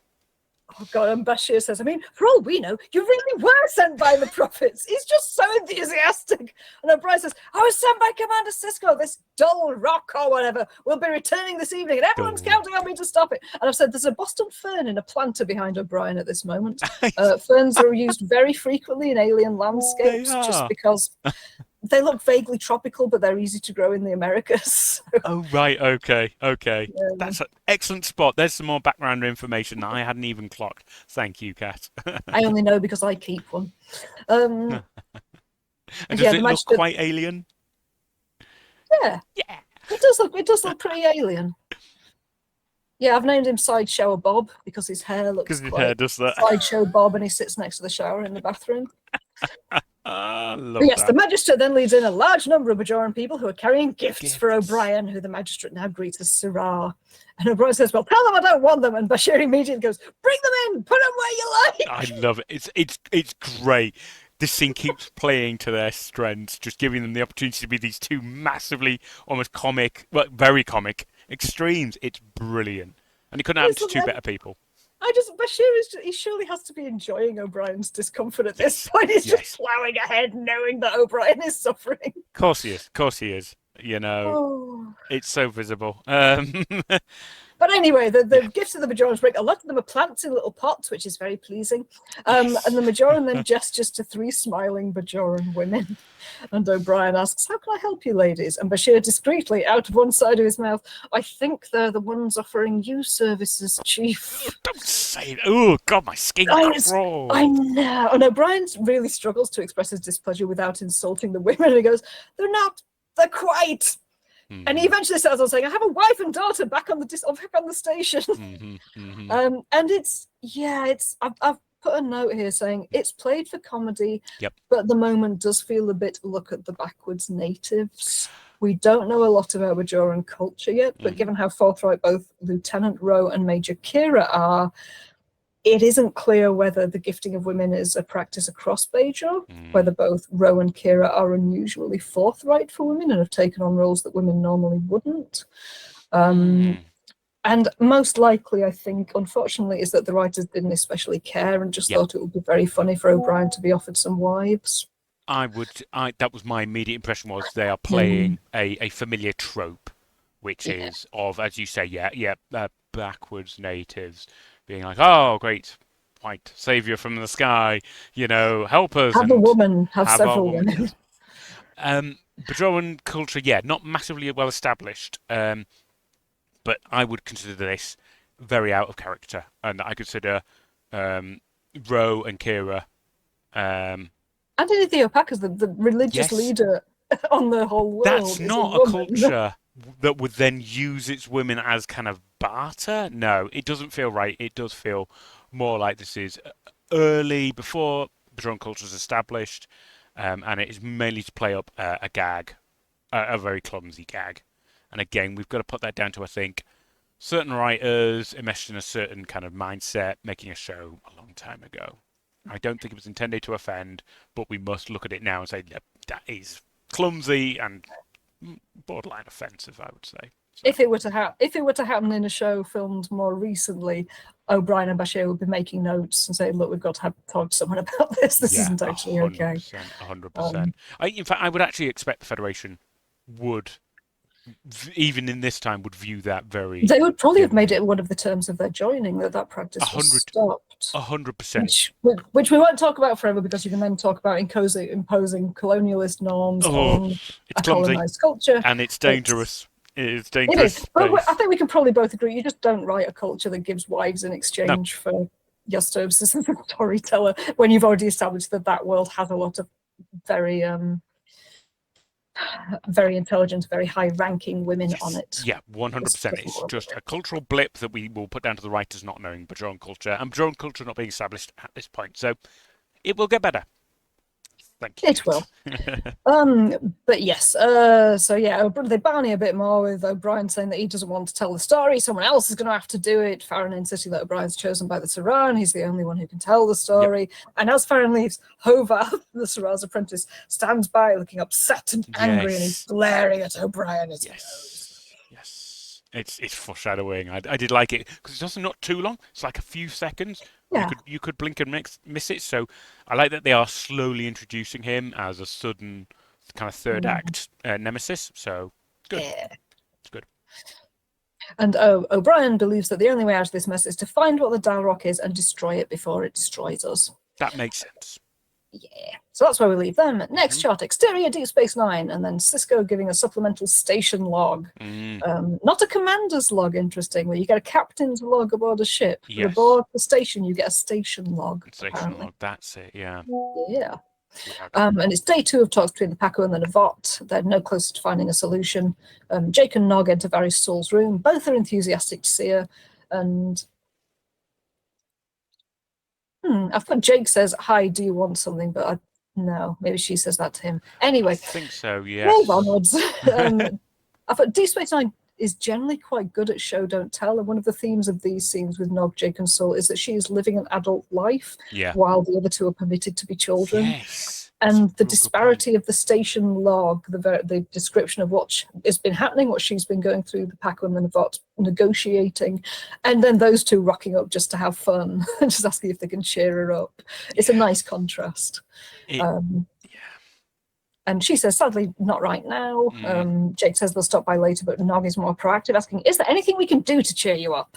And she says, "Do you remember that opportunity we were discussing yesterday?" And Nog's really enthusiastic. "Yes." And Saul says, "How can you be sure that an opportunity is worth the risk?" And yeah, Nog just gets on his soapbox at this point. Instinct, the 9th rule of acquisition, which I think is the Yay. 3rd rule of acquisition to be determined in the show, clearly states that opportunity plus instinct equals profit.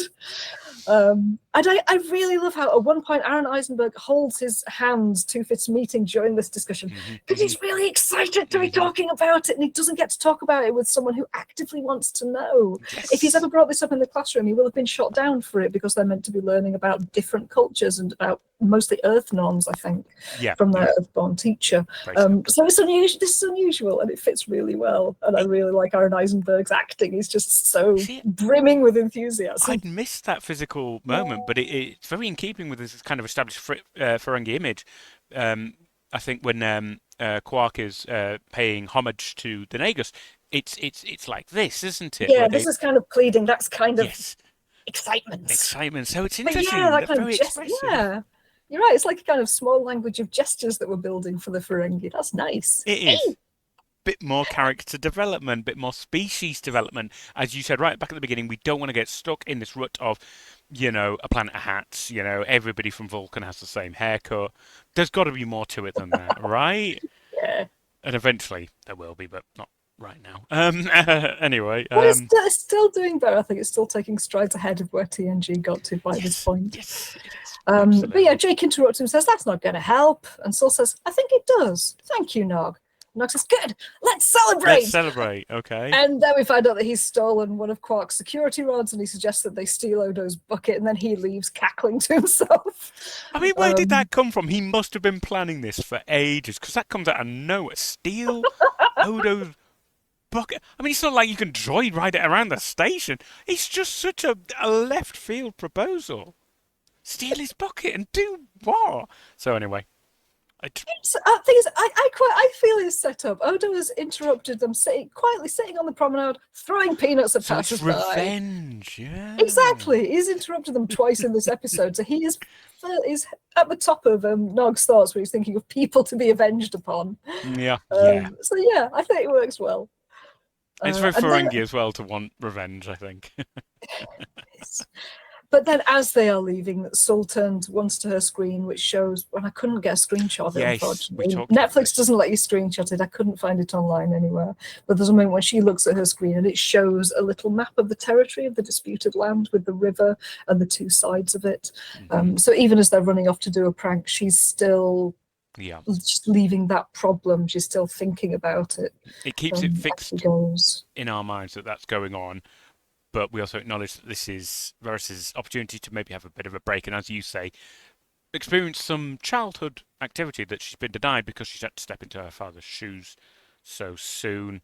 And as the indoor cat says, it's such a kid thing to do. It is Stealing the security guy's absolutely bucket right. that he sleeps in. Sure, why? Well, I mean, it's a very specific thing to do, but in this context, it absolutely works. And yeah, I did want a picture of that laptop screen because, again, the visual effects department on the show, great measures because they'll have had to have created that, printed it, put it on a laptop prop. It looks great, and I just love the attention to detail because Watch the episode and look out for it. yes, please do. Please reward them for what they did.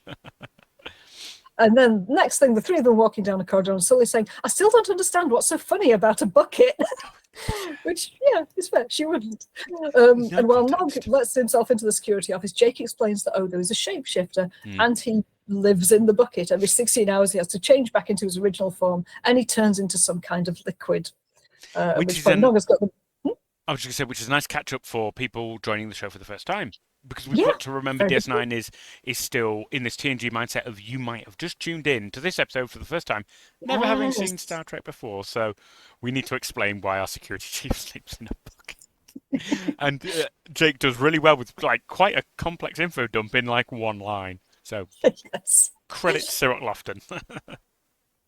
Nog has then got the main security door open and he beckons them inside. The door closes behind them as Jake says, "Maybe this isn't such a great idea." But Nog tells them to watch the front door and he'll be right back. And Nog just disappears through a little door at the back of the office. Saul asks Jake, "Are you sure this is all right?" And Jake says, "Well, it's not like we're really stealing anything." At which point Nog reappears carrying Odo's bucket saying, "Find it!" And he runs forward enthusiastically, then trips and flings its contents all over the front of Jake's uniform. And Jake looks absolutely aghast as the sticky, gunky liquid stuck all over his uniform. And he shouts, "Odo!" and tries to scoop him up with his hands. And then Nog just starts laughing and says, "It's oatmeal! I filled it from the replicator." It is such a good gag because I think at the moment when you see this grey stuff flying over Jake, like, oh my bloody god, they've spilled Odo. How enraged is Odo going to be? There's no way you would not think that that was it. There is no way you would not think that was Odo. It's fantastic. It's a brilliant gag because we know that they're about to play some kind of prank and it works on us, the audience, as well. It's so much fun. Exactly. We are as much a victim as Jake. Like Jake, we're like, oh my god, they've just spilled Odo all over somebody. And now he's trying to scoop Odo with his hands. You would do. wouldn't you? You would. You play, oh my God. You try and put the guy back together again. So it's understandable. And then, as you say, Nog immediately reveals that it is, in fact, oatmeal. And And then Jake gets annoyed and he throws a handful of oatmeal at Nog, which, as you've noted, can land on Nog's face and it doesn't disrupt what's happening with his makeup. Continues to be exactly. Nog shaped. And Nog just keeps laughing in absolute delight. And of course, the other two start laughing as well. Exactly. And then Odo arrives and they stop laughing immediately. And they stop laughing immediately. I have just shared that lovely picture you found of Varys and Jake laughing, covered in oatmeal. Not a line I ever thought I'd say, but it is such a cute little scene. And then, as with any sitcom, it is immediately adults immediately know exactly when to turn up and ruin the fun.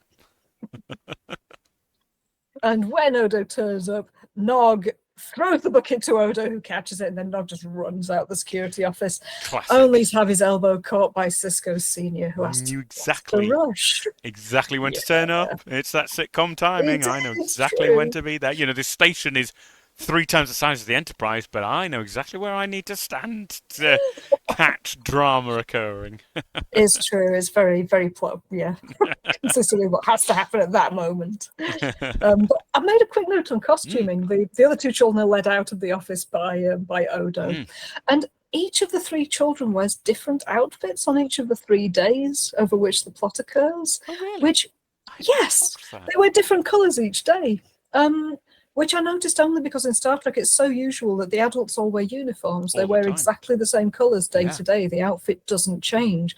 The children aren't in uniform, they're wearing their everyday clothes. So the costume department have allowed for that and have given them a completely new set of clothes for each day, as children would probably wear. And I just really like that attention to detail. I never I would have. think I noticed it because Jake wears bright colours, and I think one of Oh, them is yeah. green, one of the outfits has more red in it. Wow. Yeah, I'd Yeah. never noticed that, but you're right. It makes it a bit more believable because we are so conditioned in Star Trek to see everybody in the same clothes day in, day out, and that makes things a bit more believable. It Um, does. and it fits in And with the it also station. points to, Mm, sorry, sorry, what were you saying? I was just going to say it fits in with the station having, lots of people on it who aren't in Starfleet. So you're suddenly like, Yes, we definitely. need to get used to seeing people not in the Starfleet jumpsuits. So yeah, that works.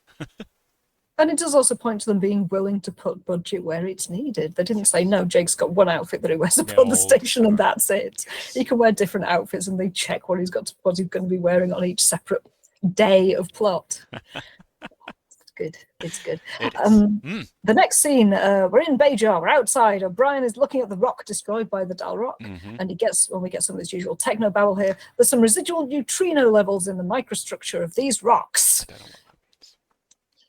Well, Bashir asks him, if the Dalrock had no physical substance, how can it leave a neutrino trace? So we have to assume that neutrinos are submicroscopic particles, I'm guessing. O'Brien wonders if there's a control mechanism hidden somewhere that the Syrah was using. And while they're walking along one of the raised platforms, a woman approaches O'Brien and says, "Please, Syrah, for my daughter." And O'Brien looks baffled. Bashir leans in and says, "It looked like she wants you to bless the child." I like how Bashir is kind of falling into a Yeah, Grand Vizier role here, it really advising is. O'Brien on what he needs to do. How does Bashir know any more than O'Brien about what the hell's going on in Bajoran culture and in this village? He It's a good just question. does. I think he's less rattled by the whole situation than But he's still O'Brien. He's just willing to enjoying it, stand isn't there and he? take it in. Yeah. Oh, He's more but yeah, amused. that's kind of the function that he serves in the plot, telling O'Brien what the hell is going on while O'Brien's trying to work out how to get How to away. get out of it. Yep, 100%. I'm just going to say Ooh. hello to the Bakery Dragon and David Jail, Ooh. who have just dropped in to say hello. Hello. Oh, Thanks so hello. much for joining us. We're currently on Bajor, where O'Brien has been granted the role of storyteller. Mm. And he doesn't want it because he's got to fight off a monster and he's not convinced he can do it. O'Brien turns to Bashir and Bashir tilts his head and looks at him expectantly. So O'Brien puts his hand on the baby's head and awkwardly says, "I'm sure she'll make you very proud." I love that he isn't willing to lie. He's not willing to pretend that he's blessed the child or that anything is going to change as a result of it. It's just like, yeah, she's just going to make you proud. She's going to be a good kid. It's really cute. It's sweet, it's touching, and it clearly has such a wonderful effect on the mother as well. So it's nice. It's just a safe bet that paid off. Nice one, Chief. But unfortunately, more Bajorans have seen him do that, and they're now appearing trying to talk to O'Brien, and he ducks inside while Bashir tries to divert the people with, please, please, I'm afraid the Sarai is very busy at the moment. Perhaps I could be of service. And I thought there's probably a version of this episode where Bashir did get to be the Sarai and just fucking enjoyed it. He just loved all of the attention. I think he's the kind of person who, if he were made king for a day, he would just live it up and not worry about being sacrificed. He's just that kind of guy. 100%, and like I say, it reinforces my belief at the very beginning that the reason the Sirah didn't choose Bashir is because he would have been far too good at it, gotten far too invested, and Horvath the apprentice would have had no chance. Absolutely no chance. He would have murdered Bashir, let's face it. Oh yeah, and he totally would have stabbed Bashir, yeah. But inside, O'Brien is searching for the Sirah's quarters for objects that might contain a control mechanism for the Dalrock. Horvath, the apprentice, appears outside the window, is seen by us and not O'Brien, and walks to the door. O'Brien looks at him once and says, sorry, it's a good set. It's a really nice use of it. There's a window through which you can see other people approaching, and then the door through which they come. It's nicely set up. O'Brien looks over at him once and says that he could use some privacy, and then he recognises him as the man who worked for the Sirah. And I've put down, when Horvath says that he was the apprentice, O'Brien just asked whether the Sirah revealed any of his secrets to him. Yeah. He doesn't pick up on the, oh, you're the guy whose entire life has been leading up to doing this job. He's just like, oh, right, can you tell me anything that's useful for me to do your job right now? It would have been completely lacking diplomacy. Exactly, and it would have been the perfect moment for the chief to go, why aren't you doing this? Which would have shortened the episode by about 20 minutes and cut a lot of the drama out, which is why he has to have a little bit of blindness. We'll say the chief is very distracted, not really paying attention to what's being said to him. He is. He's caught up in trying to work out what the Dalrock is. He's trying to find an object that might help him. He's trying to fix this problem the only way that he knows how, from a technical point of view. Exactly. And he's missing the human story that's happening behind it. Oh, sorry, the Bajoran story that's happening behind it. They're not humans. Yes. But yes, stupidly, Horvath approaches O'Brien from behind with a knife while O'Brien is standing at a mirror, and he glances up and sees the guy approaching with a knife. It works well for the cameras, but come on, dude, choose your moments. Yeah. And to be honest, the fight afterwards with the two of them struggling over the blade, and then Bashir also comes in, and all three of them staggering in the room in possibly the least coordinated fight I've ever seen in all of Star Trek. I get the feeling that none of these people really know how to fight properly. You know, Horvath didn't think this guy can see me in a mirror. The chief doesn't really know how to take the knife off of somebody. Julian's just in the way, you know. It's right, actually, because so many fight scenes they are between seasoned warriors, people who know how to fight. They have elaborate weapons. Yeah, there's a lot of movement. But you're right. In this one, they're just grabbing each other's wrists and just kind of argy-bargying for a bit. And you know, it's actually really believable that there's these three people. None of them really want to be in a fight, and they're just like, "Oh no, I don't want this to be happening." A storyteller, a doctor, and an Irishman wander into a bar with a knife. Very offensive joke. We mustn't tell that joke. Very offensive. Although saying that, actually, I did notice at one point the chief is trying to get information out of Horvath, and Horvath is like, you know, unhelpful. And the chief swings around with a "all right" in just the broadest, weirdest Irish accent I've ever heard him use. And it's so exasperated. It just really stands out that it's such a broad Irish accent in a show which has always been... When we're in heightened states of emotion, though, we go back to our own accents. If you would we normally lighten it at all, if you'd code switch in different situations, in moments of stress, we go back to, I'm just broad Yorkshire as soon as anything's going wrong. Exactly. It's believable. And that's what it is. It's believable. The chief is stressed. And it's so audible, and I just really liked it because I really like the Irish accent, so I loved it. But it stood out to me so much, like that broad, all right. And I'm not going to try any more of an Irish accent. It'll be offensive, but love that moment. But yes, the three of them argy-bargy for a bit. Horvath tries to stab O'Brien. Bashir rushes in. O'Brien tells Bashir, don't hurt him. Bashir says, I'll try not to. And they both try to stop this guy stabbing one or the other of them in the face. And O'Brien eventually manages to just push Horvath away forcefully enough and takes the knife from him. And Horvath says that O'Brien is not the true Sirah. O'Brien agrees with him. Great, yeah. And O'Brien and Bashir have a reaction shot where Bashir asks who the true Sirah is. Horvath says, I am. And then there's a kind of, it cuts back to the other two responding. He's like, we know this. Yeah, he's just the said. Apprentice. He's been there throughout the episode. This isn't a wow moment before you cut to adverts. What are you doing? I do feel like they'd gotten their idea of the episode and they were trying to make what happened in it fit their idea of the plot. And Yeah. it's a little bit clumsy, you know, as you correctly say, they've already observed this. In fact, it was visible from the very beginning. Horvath's always been beside the Syrah. It's quite clear he was meant to take over, and they should have immediately said, "Why aren't you taking over? You clearly know what's Hmm. going on." Nobody even talks to Horvath until this point. It's very clumsy. I was not a fan of that. It is. No, it's very silly. But then once again, and again unusually in Star Trek, we fade out on that scene and come back to exactly the Yes. same scene. And yeah, I've just made a note saying the ad breaks are by necessity written around in television scripts, but for the sake of those watching without ads and to increase tension when the audience waits to return to the plot in question, most shows opt to fade up on another scene. Yeah, it's true. And in this episode, the writers haven't bothered. They just put in a break and come back to the same scene twice. It is unusual, isn't it? I think it's unusual for this show. I think there probably are lesser shows that do the fade out, fade in on the same shot, even in some shows. But yeah, it just stood out to me because Star Trek doesn't tend to do that. They tend to have a better flow for people watching the repeats or on DVD. Or VHS as it was back in the day. What is this strange medium of which you speak? I do not know this. VHS. How'd you get the subtitles up on the VHS?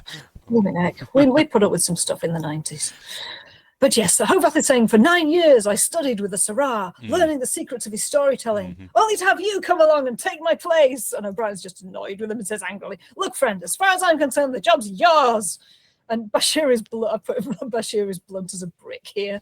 If you were supposed to take over, how come the Syrah chose him? And Hovath says it was his way of punishing me. 3 nights ago, the Syrah allowed me to tell the story, but when the Dalrock appeared, I was unable to control it, and several people were injured. So we find out why he isn't doing it now. Yep. But he then shows them both a bangle and says, this stone is to be a fragment of an orb from the Celestial Temple. And I think this is the first time the orbs have been mentioned since Emissary. It is. They in the first 2 episodes they were set up as being an important MacGuffin. They were something that many of them were missing. The Cardassians are trying to track them down for their power. Cisco is charged effectively with trying to find the others. And Cisco hasn't done any of that yet. None whatsoever. We're only 13 episodes in, but it's over halfway through the first season, and he's just kind of put them down. No, thank you. In fact, I think straight after this, Bashir has to say, "Oh, we had one on the station," because he has to remind us what they are because they've never been mentioned, despite the fact that they are central to the religion of the people we're meant to be most focused on. Yep. It's very clunkily introduced, so I think you noticed that. It's nice that it's been brought back here, though. I'm glad that they have remembered them and have made one of them a plot point in this episode. And Hovath explains that many years ago, this village was deeply divided by hate and mistrust. The first Syrah knew that unless he could find a way to unite the people, the village would destroy itself. So he used the orb fragment as a catalyst to give their fears a physical form. And this is the second of 2 episodes in a row where we've got a people who have been divided for many, many years, and they cannot remember why. Yeah. It's about dealing with the conflict as it exists now, rather than resolving any of the initial problems or asking who was wronged by who. It's lazy. I don't especially like it. It kind of waves away any real reasons that these people had to be at war or in conflict with each other. And it just says, no, if you can just learn to get along, all of that doesn't matter. All of that goes away. It feels... I think it does feel very Star Trek. It gives them a problem that they can hope to come in and resolve quickly, whereas trying to resolve years-long dispute over something real and tangible is more difficult. That is what's happening in the B plot. You've got a real problem with a real river and a real landscape, which people, it's a place where they haven't said anyone lives there, but it's land that they own. But yeah, back here we've got no idea why they don't get on. But to make them get along, we've got to have a super special story where they all have to work together. And for generations, this village has been fooled by this, and that's not a problem. Yeah, so this is it. We said this right at the beginning of the episode when we clocked that this was just an unsustainable and frankly toxic situation. You've constantly forced people to work together because of an unreal, self-created external threat. I mean, it's really not a healthy situation at all. And at no point is resolution of this situation discussed. What would normally be a Star Trek resolution, which is, no, let's get behind this, pull down the curtain, talk to the wizard, why is this happening? What is the underlying problem? And it does jar because as you say, there is the A plot is the resolution of a much bigger conflict, and all of that is set against the overarching theme of DS9, which is putting Bajor back together after a Yeah. Cardassian occupation, whilst the Cardassians are still lurking the other side of the border, causing trouble. But yeah, encouraging, allowing for Bajor to be self-governing, allowing autonomy for the Mm, Bajoran leaders. mm, And here we've got the opposite of that. We don't want them to be autonomous. We want them to live under a lie because it makes them get along better. It's setting up the Syrah as the only one who can save them, which is why you end up with a situation like this. The Syrah dies, and the people don't know that they were the ones with the power all along. And exactly. that's the resolution I would have wanted for the Yes, episode. I 100%. would have wanted, okay, no more Syrahs. Your job, Hovath, Mm, is to guide the people into living without one. mm-hmm, Tell mm-hmm. the story that they can do this by themselves. And yay, the last Syrah stood down, and the villagers didn't need him anymore.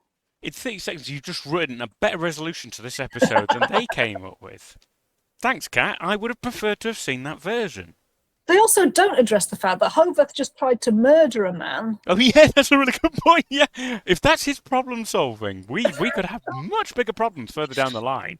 Yeah, there's never any comeuppance for that. I don't think they tell anyone else that happened. It's just, a bit of murder between friends. Go and do your job. It was a misunderstanding. I'm like, yeah, but next time it won't be. Next time there won't be Bashir to run in and try and clumsily stop a stabbing. Well, next time, if someone were to stand up and say, I don't think the Syrah's necessary, actually, how's he going to manage that? Oh my With god! a knife! Right. I've heard that the whole thing was made up to scare us into working together. I'd better stab this guy before this gets out. Oh my god, this is the worst solution I've ever heard. Anyway, So, so that's the problem with this story. yes, 100%. I said in the note, I don't think this secret should be carried on, but we understand how it should work at least. And O'Brien immediately happily promotes the apprentice, starts putting the fancy robes on Horvath, at which point we see Faron, the village leader, peering in the window. And this is now, I think, the third time we've seen somebody peering in the window of the storyteller's cottage and getting involved in what's going on inside. And I immediately thought, are there no curtains on Bajor? No blinds? No, The anything. storyteller lives a simple and open life, apart from Very the artifact that he bloody- keeps hidden that saves the world every year. Oh yeah, good point. But to make up for that, you can Why see is he him. storing it? Just checking the window before doing anything. It's Oh. just the weirdest thing, and it's a convenient way then to get Farron into this scene and be like, no, you can't promote the apprentice. But it's like, it just makes no sense, and it's such a lazy shortcut that really jars with everything else. I just did not like that either. Really didn't enjoy that. And he slams the door. He says, no, the apprentice failed. We're not going to let him be in the situation again. You've got to do it. And what does O'Brien do? He goes along with it. He doesn't say, no, listen, this guy's been trained for 9 years. He had one bad do. Let's support him into getting better. He just goes along with it. Again, it's railroading the plot. It's railroading the characters. That doesn't feel like a natural thing any of them would do. But here we are. And you're right, how would it have been different if these two guys hadn't turned up? The Syrah were just appointed at somebody else, any random Bajoran, to do it. They didn't have to come. Did not have to. Did not have to happen. It's literally a plot that's happening that they put Bashir and O'Brien in the way of and be like, okay, how do you resolve this? And I sometimes that can work. It can be like, okay, great, this is a naturally developing storyline and the characters have to resolve it being rudely introduced to it. But this honestly feels like a train track that the guys were dropped on and they were always going to move towards this end. There's not really a lot of scope for them to do anything in, which is a shame. Unlike the other plot where everything's all up for grabs and anything could happen. Yeah, let's do it. Nog and Jake are in a corridor and they're looking for Varys Salt's room again. They've looked on the computer. Oh, no. That's way back. That's because I skipped back to my notes from earlier. Yes. No. No, we are back This is to where mixing DS9. wine with Deep Space Nine is a bad idea. Yes, this is the problem. I will say that I've noted that it is back in Cisco's office, and Varys is trying to take the blame for the japes. I've written actual japes in the security office, and Cisco is too canny. He's like, "No, I appreciate you're trying to take the blame here, but," and he says, "Jake should have known better," and he's right. Jake should have, It's fair. And, it is quite clear that, Nog led them astray, but also nobody blames Nog, which I kind of appreciate. And also, the main blame lies with Quark for owning and leaving around all these fucking That never security comes logs up. by which you. Yeah. Nobody says, how the hell did they break into the security office? Nobody talks about that. It's A just. literal child can steal a key to any part of the station and you don't consider this a major That's security breach. a massive security breach. No, it's just never mentioned. It's never brought up again. What if Mom suddenly went on a bender? He knows where Quark keeps everything. He's in the Of bar course he often does. enough. Of course he does. He could have been a big bad for a season, just running around destroying things on the station. And who would suspect Morn? Lovely Morn at the Nobody. bar. Lovely chatty Morn with his 101 tails that always finish just before the camera gets. It's just That would another. make an amazing plot for a Deep Space Nine themed murder weekend. Dun, dun, dun. Keep that under your hat. You never know when you might get the chance. I also like that Varys appealed to Sisko's humanity by saying, "Come, Commander, have you never tried to impress a girl by doing something stupid?" And Sisko is like, perhaps. And, it works. That is the way to get on Sisko's level. So, right after a glaring omission, there's actually a nice. And, it's so compelling as well, coming from this very young but clearly very still wise Varys. I liked it. I really like that line. She's good. She does seem like a very good judge of character, both in terms of how she's speaking with Sisko, how she knows how to not manipulate but get on his good side. Well, yes, I think she's also being very, very authentic in this scene. Yes. She genuinely does like Jake and Nog. Yes. She says Jake's a nice boy, so's Nog in his own way. I enjoy their company. And Sisko says, I suppose you don't get much of a chance to be with people your age. And I've put boo, making the theme overt. Boo. I thought You're exactly doing the a really same. good job of not. Yeah, It'd been implied. And then it just falls on your lap. Well, I could see that. You didn't need to actually put words around it. We're Star Trek fans. We're quite discerning. We're quite intelligent. Yeah. We can take what's implied. Yeah. But no, he said the thing. He did. Anyways, Saul says that Jake speaks very highly of you. He trusts you. And Sisko says, that's always nice to hear. And I've put, good dad. He doesn't take it for granted that his son trusts him. And he's sincerely pleased to hear it from someone else. And Saul says that hearing Jake speak of you reminded me of how much I miss my own parents. My father was a great man, a great leader. I tried to be strong the way he was strong, but it's difficult. And I like the way they're weaving themes together here, that they're bringing up again the theme of fathers, that Sisko is a father to Jake, that he's a trusted father. He's an authority figure, but one who can be trusted by a child of her age. And Sisko says that from what he knew of her father, he wasn't afraid to compromise. And Saul says that's because he knew that the Navot feared him. But if she were to make concessions, Woban would think that she was weak. Her reasoning is sound. This isn't a frightened child just saying, yeah, but if I'm not confident, then he'll take everything. It's no, she's thought about this. She knows why her father worked the way he did. She's thought about how she has to do it differently because she isn't him and doesn't command the same respect. I really like the way that it's written. Yes, it's very believable, and it upholds her as an intelligent person in a difficult situation. It doesn't make her childish within her childlikeness. That is a good understanding of the political situation she's in, but also a very human admission that look. Bajoran.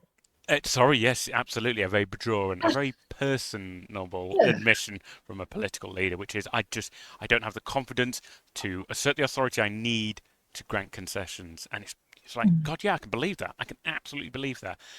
How this scene skews so wildly from one extreme to the other, I do not understand. I can only think parts of it were rewritten by somebody else. And I know in the chat there, Becky Dragon has observed a line from another podcast they enjoy, which is, do not make the subtext text. Were you born in a barn? Solid words, thank you. That is exactly what, especially in a Star Trek show, we don't expect. We don't expect text. We like subtext. We like to work it out for ourselves. The episode so far has done so well at not texting the subtext. Yes. So yeah, someone had a crisis of confidence at this point. Yes, ironically enough. Yes.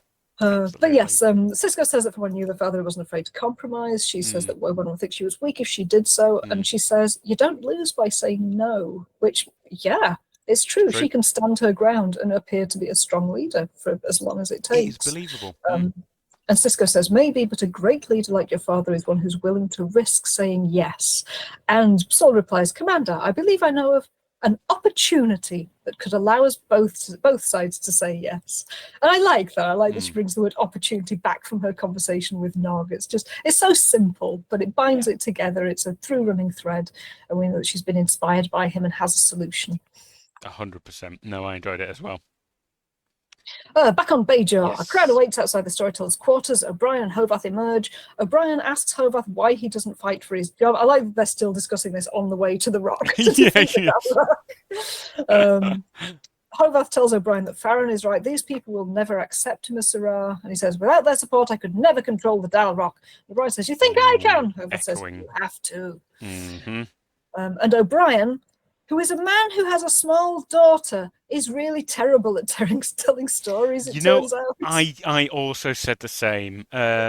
So he's struggling through the story, really finding it difficult. I mean, he starts Once Upon a Time, which no story has ever started with in the real world, But as you say, you could get away with it telling your daughter that, but O'Brien can't even pull that off. It's not good, and Horvath says something is wrong. And Bashir says... This is why you need art students as well as STEM students. For God's sake, people, fund the humanities. We're getting topical here, but fund the humanities. And the Badgeranities. 100%. Thank you, Kat. Quite right. But it falls to Bashir to say, through gritted teeth and over the sound of a storm, O'Brien isn't the Sirrah. You are. And I did make in my notes, he could also have said, the chief is no public speaker. I mean, this is just painful. Nobody's getting motivated by this, No, bless him. He's really struggling ahead. But I think it is a really good bit of acting on the part of an actor who can proclaim to a crowd, who knows perfectly well how to do this, to act as someone who has stage fright and can't do that. Colm Meaney does that very convincingly in this scene. Sadly. Yeah, it kind of tries to mimic the way that the previous guy did it. Yes, the Dal Rock is here, and it's hungry. But the village is prepared to fight, like it has always fought, with lights, the shimmering lights. Where were the lights? Just describing what's happening. He hasn't got any of the emotional core behind the story, bless him. He is not using subtext, he is using text. He is saying, where are the lights? Again, the importance of, not patronising your audience, although the entire audience is being patronised throughout all of this because they think the Dal Rock exists. O'Brien continues. All right, now let's really focus and send this one out. Okay, let's really send the Dal Rock a message. He's wonderfully bad at it. I did love that bit. I've actually made a note here. O'Brien's motivational speech is hilarious, like a tired HR officer at a day-long seminar. Let's really focus. Come on, let's really. The energy is bringing. It's after lunch. Everyone's tired.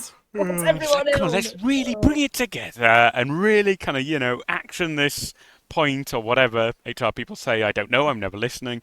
It's just, sorry, that's very cynical of me. But it's wonderfully limp and ineffective and quite comical. I really like that moment.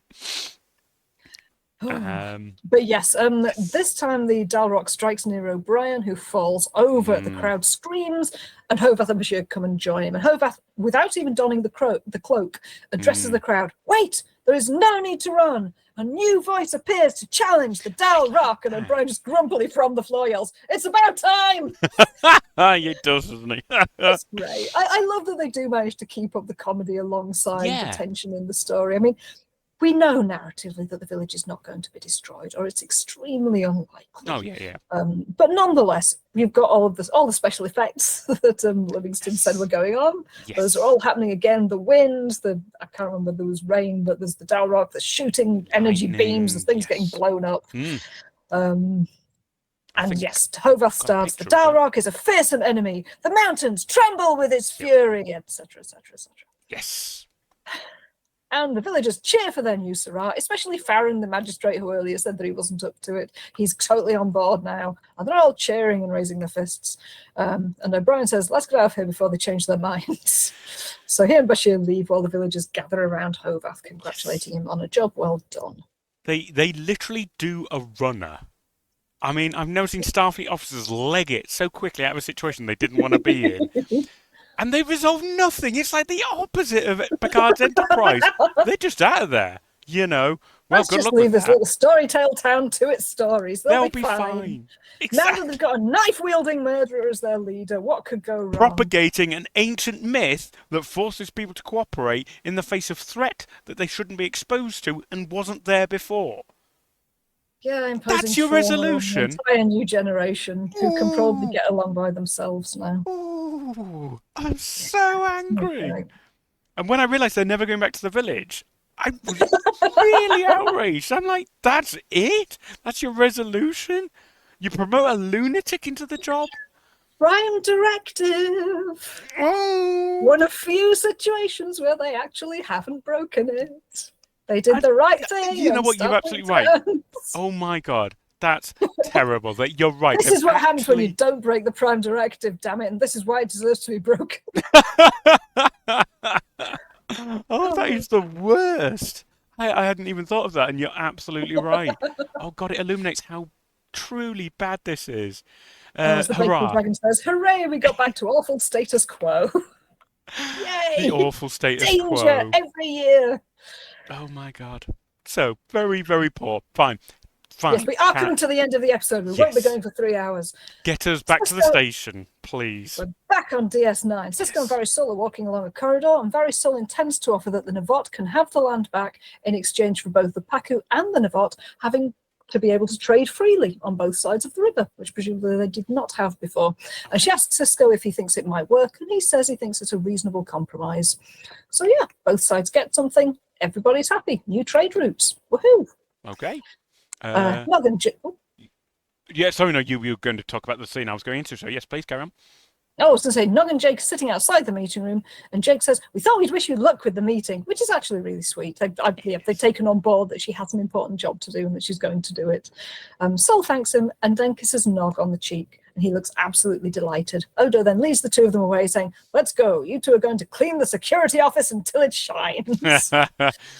Good. And I I liked that there was really some like fallout. this scene because in this scene they're in one space and the camera turns to Yes. different doorways to see where Yes. different people are going. So those two are led off through one doorway by Odo, Mhm. and the camera turns to the next doorway where Mhm. O'Brien and Bashir are coming back from their journey. And Bashir says, "You know, Chief, this is going to make a fantastic story to tell around the station." And O'Brien says, "Not for me. I've had my fill of storytelling for the time being."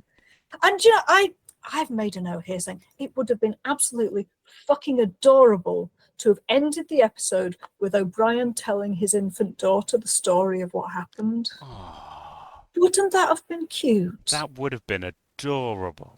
And it would Yes, have been, he can tell he stories in the can. right It would have context. He knows redeemed how the to tell chief. stories to his kid. It And would. it would just have been a sweet, gentle ending for the episode. But they just don't bother. They They just kind of don't. just drop the storytelling as a joke there. It's like, yeah, we can tell this story to everyone. Not me. Just go a bit further, guys. Bashir says, "Well, I hope you don't mind if I mention it." And O'Brien says, "Suit yourself, Julian." Bashir then tells the chief that, on second thought, you don't really have to call me Julian. And O'Brien replies, "Right you are, sir." And there's just no obvious reason for this to happen. No. It has the cadence of a laugh line. Yeah. It sounds as if someone has just said something funny, but actually they've just decided that having gone through this adventure together, they're going to retain their distance afterwards. Back It just, to the I don't know. terrible status quo. Yeah, absolutely. It does feel like the hard reset of Star Trek. It's not these two have grown together as people and now one of them calls the other by a different name. It's no, the next writer doesn't have to incorporate that. No, it's Yeah. changed. Yeah. Exactly. Exactly. And I've said before in previous episodes, I don't like it when they end on a gag. It feels really cheap and sitcom-y, which it can work sometimes, but ultimately Star Trek isn't a sitcom. It shouldn't end on a gag with everything going back to us. It's not as bad as ending on a summary execution. We've Okay, got okay, that that was the worst. That was the worst episode resolution I've ever seen. Granted, but that feels like a really low bar. There is a point between doing a summary execution and doing a joke where there's a good ending, and they just haven't hit that here. They have not. They have not. And that is, yes, as you say, the end of this episode. And let's use this last bit of time to kind of share our overall thoughts. I mean, go for it, Kat, because feel I have a lot to say. Um, I've got a reasonable amount. Overall, I think it's an interesting story for its choice to place a character of a particular type into a role for which he was very ill-fitted. okay. It was a decision to put O'Brien in, who's a technical genius and who in the last couple of episodes has really had a chance to shine, who's had a lot of technobabble, who I think invented 2 new forms of technology in the last episode. Yes, yes. And put him into a position which required an understanding of psychology, narrative, imagery, public performance, none of which he could have done. Cisco might have been able to. Yeah. I'm certain that Dax could have done it. Yes. But O'Brien absolutely couldn't. So it was kind of nice, I think, to have him shown having some weaknesses when normally he really thrives in his situation, for all that he's going to suffer a lot later on. I was going to say, you're going to enjoy DS9, where putting O'Brien in situations he can't resolve becomes a bit of a running theme. Yeah, and we have already had the episode where he met up with one of the first aliens through the Gamma Quadrant, Yes. the guy who was being hunted. He was the friend of that man throughout the episode. But yeah, you're right. Throwing him into situations he can't deal with just seemed to be the way that they use him in the show. Yes. Even in the bit where he was just being a teacher for part of an episode, it's the same thing. But I've said that a narrative like that might. I think there's a narrative structure whereby he is being humbled in this episode, and he didn't necessarily need to be. Maybe him not wanting to call Julian by his name was meant to be a display of him being proud of calling rank. Maybe that's what he's being punished for in this episode. I haven't thought of that. I kind of want to compare it with the Next Generation episode Darmok, where it starts with Picard boastfully asserting that the Enterprise crew will have no problems communicating with a notoriously difficult to communicate culture. I see where you're going, And the rest of the story is spent with him having to learn that actually, no, you have to take steps towards understanding that other culture. You can't just assume that anyone in the Federation can handle anything thrown at them. You have to learn. You have to move towards them and learn from them. And that I can see that doesn't really happen with O'Brien here. It serves the story, but the plot doesn't carry the character forward in terms of his learning anything useful. Again, just having the scene at the end where he tells his daughter a story and he recognises the power of storytelling and the usefulness of it and how it fits into his life. 100%. But it's not there. He goes away, he's shit at storytelling, and he doesn't make friends with Julian, is all that happens to O'Brien in this episode. Exactly. It's a bit empty. Yeah. I mean, look at Bashir. What does Bashir get out of it? 20 Kiwis and nothing. Learning that he has a Kiwi allergy. Learning that he doesn't like Kiwis, yeah. And otherwise, I mean, he has no solid action in this episode. Bashir has nothing to do. He's just there, basically, as a He's foil. there to be ineffectual. Exactly. Yeah. So it's not good for Julian either. I like that he gave Jake and Nog something to do, because they hadn't had something to do for a while. I definitely preferred the B story in this episode. Yes, 100%. And even that, had its stumbling blocks, as we've discussed in this episode. I feel like we've worked hard and picked out some really good gems from an episode that ultimately is both very formulaic and standard, and then also quite clumsy and ineffective. Ooh. I think I would say that it was overly ambitious. Because so much effort went into making those crowd scenes look realistic, and they do. There are so many places in the storyline about the Dalrock where it could have looked absurd, and it doesn't. I don't like the story overall. I don't think it fits well for Bajor, which is a planet that's just come from under colonization, has lived with real threats for many years. I mean, was the Dalrock appearing during the time when the Cardassians were there? Surely working against the Cardassians was a uniting force for the village, pulling together under a common enemy. Why the fuck did they need the Dalrock? They didn't. It was all invented to move this episode along, and I think as seasoned Star Trek fans, we see through that kind of really lame, we put something together to give the characters something to do. Guys, come on. You are building a believable culture and world. There are aspects of it that I respect. I think stories about story and storytelling can be very compelling for writers to tell, and there is a space for them, definitely. Yes. But yeah, it doesn't. The episode doesn't do anything clever in pointing out the meta narrative, which it's the 2020s now. We want everything to be meta. And Absolutely. it's solid Star Trek fare. I think it's a Yeah, story about that's a what I culture thought. that's struggling with a problem, Yeah, and they just need as someone pointed out in the chat, they need the boring status quo, terrible status quo to be resolved. but they don't. You know, they do take that, as Yeah, I said, that standard Star Trek formula and then just fumble it with a lot of really quite poor shortcuts and unresolved dangling plot threads. and a murderer as the And a story. goddamn, well, a wannabe Attempted murderer. murderer. Had he had his way, he would have murdered him and But then he absolutely would hidden have his stabbed the body. I chief. don't know what he thought he was going to do Well, next. he was just an idiot, wasn't he? You know, and now he's in charge of the fate of this village. And he shouldn't be, because this village shouldn't be facing any of this risk at all. Yeah. You just poke this structure and it trembles like a tree in the Dalroc's wind. It just doesn't stand up. Yeah, Ooh. So, that's fair. It's not. I don't think it's the worst one we've had so far. I oh don't God, no. hate it as viscerally as I hated Vortex Vortex. was so poor. And if you're joining us for the first time, check it out on YouTube, youtube.com/theblogginggoth. I've put up videos of Cat and Mine's previous discussions, and if you've got plenty of time, please do sit down and enjoy them. But yeah, plenty of time, because I don't edit, because I can't. I can't bear to take a knife to any of our lovely reviews. But no, not the worst, but far from the best. Very, very middling, and to me, middling to poor, I'm afraid. No, I still enjoyed it. I still think Good. it's certainly not the best, but yeah, I was entertained by it. Is the thing. I wasn't bored at any point. Fantastic. I am ultimately glad that you have still come away and we haven't yet hit that episode that will utterly shatter your faith in this show and render this whole podcast unsuccessful, because it's going to get better. I've looked ahead to season 2 and I'm like, there are some of my favourite episodes of DS9 in season 2. So I really hope you can stick it out until I say this every single time. I'm so excited about Garak coming back. There's one more Garak. You can't dangle Garak in front of us and then take him away for the rest of the season. It's just not fair. Some Yeah, we've got to get there. fantastic episodes in season 2 for Garak. I can't wait to get there. So please stick it out. And I'm keen to bring us in. It is 2 hours 18 minutes, which isn't too bad for us. So I'm keen to bring us in under time. Kat, any closing thoughts, any remarks, anything we haven't mentioned? Well, I think the one thing that I really enjoyed in the episode was the oatmeal gag. I think that it worked so well, and it was funny. It was a nice, genuinely childish moment for a character that needed one. It felt in character for everyone involved. Yeah, I'm really glad that bit happened. I am, and it worked on us as well.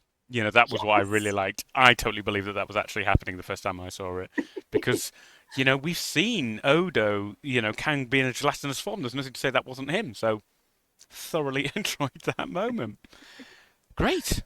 Okay. Right. Let's let all of us have a restful evening. So I'm going to thank everyone in chat for joining us, especially those the newcomers. I hope you will stay subscribed and join us in future podcasts.